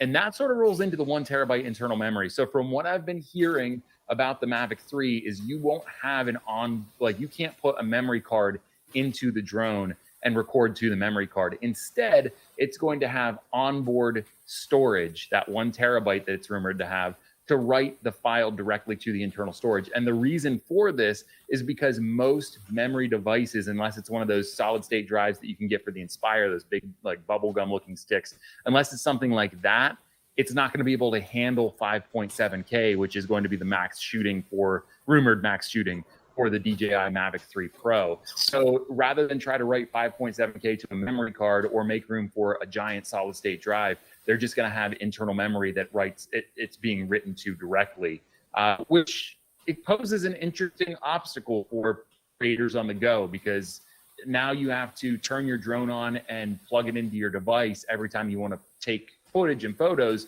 and move them onto your hard drive. Yeah, I don't like that. And the main reason why I say that is because for the main reason that you just stated, like, so if you are like an on-the-go creator, or if you're doing like a travel van type of thing, if you just want to like kind of edit and do stuff, while you're, going to bed at night or whatever, and you just kind of want to like offload all of your photos and videos, like, well, then you have an extra step. You have to have the drone on, you have to have it plugged in. And it's like, I would much rather just take out like a small little SD card. And like, I know this is going to sound crazy, even if they had to put like a regular size SD card slot into it, which I know would kind of take up a lot more room. You could get a V60 card or a V90 card, which I think would probably most definitely write the information a lot faster. And it would definitely be able to write the 5.7K files. The only problem with the V60 and the V90 cards, which are UHS2 cards, so they're not the cheaper ones you get at like Walmart. They're more expensive. Mm-hmm. They're just more expensive. Like, I have a 64 gigabyte in my Blackmagic Pocket Cinema 4K. It was $100 for 64 gigabytes. Wow. Yeah. And yeah, if you wanted to get 258 gigabytes or 256 gigabytes or 500, that's going to cost you like $300 or $400. Yeah. And most people now, and that sort of brings up an interesting point. Most people don't have the money to drop on like a memory card like that. But that poses an interesting question. Is the Mavic 3 Pro going to be for most people? In the past, the Mavic 1 and then the Mavic 2 were sort of a crossover drone. The professional used it. You saw Mavic. You can still find Mavic 2 Pros on some Hollywood sets. It's just a nice portable solution, especially for like documentaries and stuff like that. Oh yeah, it absolutely. Just makes sense to have the Mavic 2 Pro because it can handle what you need it to do. Even the Mavic 1, same thing. But now the Mavic 3, especially if these specs are even half true, sounds like we're starting to get into the realm of cinematic purposes. Like, this isn't just for everybody anymore. This is now sort of crossing over into what the Inspire used to be, in that there's a very select niche of people that need this drone. So sort of an interesting prospect when you look at the spec sheet. Yeah, it seems like, if everything that has been leaked is more than just speculation, like, it's going to be one of those drones where it's really just more for the professional. And like, people are going to buy it just because they want to have it type of thing. But I would say probably higher price point, especially because, if you remember when the Mavic 2 Pro first came out, it was like, what, $16.99 or $15.99 or something like that. Yeah. And so, like, I think you mentioned it. It'll probably be somewhere around the $2,000 range. I hope it's not, but we'll see. Mm-hmm. But honestly, I would say that most definitely you're probably going to see more people buy this on like a professional type of level, because I don't think people are going to want to mess with having to offload the drone footage by hooking up their Mavic 3 Pro to a computer every time, which honestly to me sounds like a big pain in the ass, but you know, it is what it is.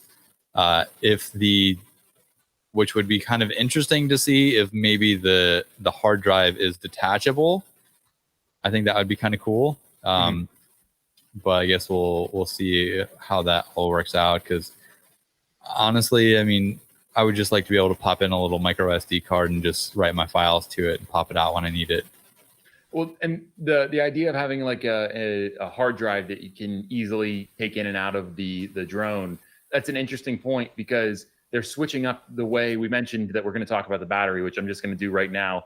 40-minute flight time out of the battery, and it's backloaded now. So it's going to be similar to like what the Mavic, or I'm sorry, yeah, the Mini 2 does, the Mini 1 does, the Autel Evo, and the Phantom, where you're actually going to slide it into the back. So if it has a compartment door like the Mini drone does, if you can open that up and maybe have a slot above the battery where the hard drive is, or you know, somewhere around that area, you could very easily integrate a removable hard drive there. But yeah, I agree though. What they're proposing, or what these rumors are indicating with this having to have the drone on and plugged in to offload the information off of it onto your computer, just sounds like a giant pain in the ass. Even for me, who does it professionally, I just don't think it's going to be convenient by any stretch of the imagination. You're right, Chris. And actually, so I'm just looking at these. So apparently, now don't quote me on this, but apparently there's going to be 2 versions of the Mavic 3. Ooh. So I'm just going through this here. So if you saw me looking down, it wasn't that I wasn't paying attention. No, I got you. So variable apertures f2.8 to f11, but apparently there will be 2 versions. One, the more expensive, will be equipped with the 1 terabyte internal SSD and ProRes video recording capabilities. The lower end will be without the 1 terabyte. So probably the cheaper of the 2 will just be the one without the terabyte. You'll probably still just be able to throw a micro SD card into that. Also, no, this is just speculation, but battery life 45 minutes. Ooh. I don't know. I like that a lot more than 40. Yeah, I don't know if this was the same one. This was the one with the actual like picture from China. Oh, yeah, I've seen that. In fact, I teased that on one of my previous leaks. Yeah, this was the rumors from China. And then the drone will come in with a new remote with a built-in screen. Yes, I've heard that as well. I wonder if that's the smart controller that they're talking about. I have mixed feelings on the built-in screens. Now, I definitely like the idea of having it all in one. You don't have to burn the battery on your phone or your tablet or whatever you use. But at the same time, my dad always told me growing up, when I was looking at like cars and stuff like that, yeah, all the nice new features and stuff like that, they're real nice. And they make driving even more convenient and fun, but it's just one more thing to go wrong. And that's sort of how I feel about the built-in screens on these controllers. If for some reason I'm clumsy, I drop the controller and the screen breaks, I've got to send the whole controller in just to get it fixed. Or if the controller malfunctions completely outside of how I treat it, the screen anyway, I've got to send it in and get it fixed just because the screen's not working the way I want it to. So I don't mind the built-in screen. I just wish they had on those smart controllers the ability to plug in an external device and use it the same way, if that makes sense. Well, I think you probably can, because I mean, even with the smart controllers, aren't you still able to attach a like an iPad or something to it? I don't think so. Now, I don't know about the Mavic 2 smart controller, but I know for a fact the Phantom 4 smart controller, that is, you are not able to add a different device to it. Okay, yeah, because like I know some of the older, like, I mean, if I took the 2 Pro and if I wanted to put like an iPad or something, obviously I could do that. I didn't know with the smart controller if you're also able to add another screen onto it, like maybe if somebody wanted to monitor it, type of thing. Oh, that's a good point. I wonder if they have like an HDMI port that you could do it through. Yeah, I've never owned one because I don't think I want to spend that much money for just a controller with a screen on it. But you know, I get it. Obviously, the screens are a lot brighter than a cell phone. So, but yeah, I want to say I think I remember you're able to add like an extra monitor or like an iPad or something if you want like a bigger screen. to those. So it could be a very good possibility. No telling if it's just the more expensive one that will come with the built-in screen controller, kind of like the Pro controller or something. Yeah, We'll see. Yeah, I guess that's all we can sit here and say is we'll see. I know that the most recent leak definitely indicates speculations. Yes, it's all speculation. That's all we're doing, my friend. I get so tired. I don't want to say tired. I appreciate people watching, even if they have an opinion about me that I don't necessarily agree with. But the one thing that I can't, like, man, every time it just gets me is when people get on my YouTube and they talk about how much of a windbag I am and that I'm just blowing smoke. And it's like, I never claimed to be an expert. I'm just talking. Whether you want to sit here and listen is up to you. And that's the thing too, is like, I mean, you know, with Drone DJ and Drone XL and like a lot of other people, like they always like, they'll do these like rumors videos and stuff. And it's like, well, we finally have some information. So we're just kind of discussing what we think is going to happen. And so it's more of like, we're just putting our 2 cents in and hoping that maybe the specs are correct, or maybe they come out with a little bit something that we're hoping for. Because, you know, we've been flying drones for a little while now. And it's I like to think that we're not play-by-play, we're color commentary. No, and it's like the news is official news for resources only. So it's like, but you know, he says a good place to look for confirmations is the FCC filings, of course, and Best Buy. Yep, that's a really good way to put it. I mean, you're either going to go as legit as the FCC filings, or you know, Best Buy has a really bad track record of keeping things secret. Yeah, well, because wasn't that when the Mavic Mini or the DJI Mini 2 came out, they were the first ones that released it? Oh my God. I'll never forget the day that I saw the video of the guy that was able to get the Mini 2 like 3 days before it was supposed to drop. And he made a whole video on it. And I just sat there and thought to myself, son of a bitch. Like that would have been the opportunity to really grow my YouTube channel, is right there. And then it was Adorama that did it for the Mavic Air 2. Yeah. Yeah. And it's so you just got to keep your eyes on those. You really do. You just have to make sure just visit your local Best Buy, because sooner or later they're gonna fuck up. Yeah, or just always sign up for their newsletter, so this way you get the emails when something drops, or just check it every once in a while. It's not quite the same because it was a little bit more of like a technically okay thing. But I went into a Best Buy before we went to Utah to get my iPad. It's the Gen 8 iPad is what I have, which was just released last year. Nice. And I went in and which is now obsolete. Yeah. Well, I went in and I thanks Apple. And I was like, hey, I'm looking for an iPad. I just want something the most recent version you have. That's what I want. And he was like, well, I have the Gen 8. And I was like, okay, and then is that the most recent? And he said, technically. And I was like, what do you mean technically? And he said, well, it's not technically available yet. And I was like, okay, so you have the Gen 8, but you can't give it to me. So that means the Gen 7. He said, no, I can give you the Gen 8. And he was like, you just won't, like, there won't be any support on it until like whatever date it was. And I was like, so I can still use it though. And he said, oh yeah. He said, you'll be able to use it and everything. He said, you just won't get any official support on it if there's a problem until the release date. And I was like, all right, let's do it. Fuck it. Yeah, exactly. But I got that like 6 days before it actually dropped. And I didn't know what I just accomplished. Otherwise, I would have done a freaking video on it. But yeah, you should have. I should have. But well, anyway, let's see. I'm trying to see. I think we've covered everything with the Mavic 3. So at this point, man, like I gotta say, I think it's time to wrap it up. Yeah, I mean, it's up to you. I'll sit here and try your ear off. Listen, I enjoy our time together. I do. But yeah, exactly. I'm also looking at the clock, and we've been at it for 3 hours almost. Really? Yeah, we've been at it for 3 hours. I mean, the podcast hasn't stretched that long. We've been officially recording for maybe like 2.5, but we were on for, we've been on for 3 hours almost. Man, that's crazy. I didn't even. Oh well, yeah. I guess we were chit chatting a little bit before we started recording too. We were, but you know what? It's like it just tells me like we're solid, man, because it's like time just flies when we're talking. Yeah, and so I think when you have something that you enjoy talking about, you just kind of just wing it and just go for it. You do. And I think that's what makes you such a good guest on this podcast is like, you just try.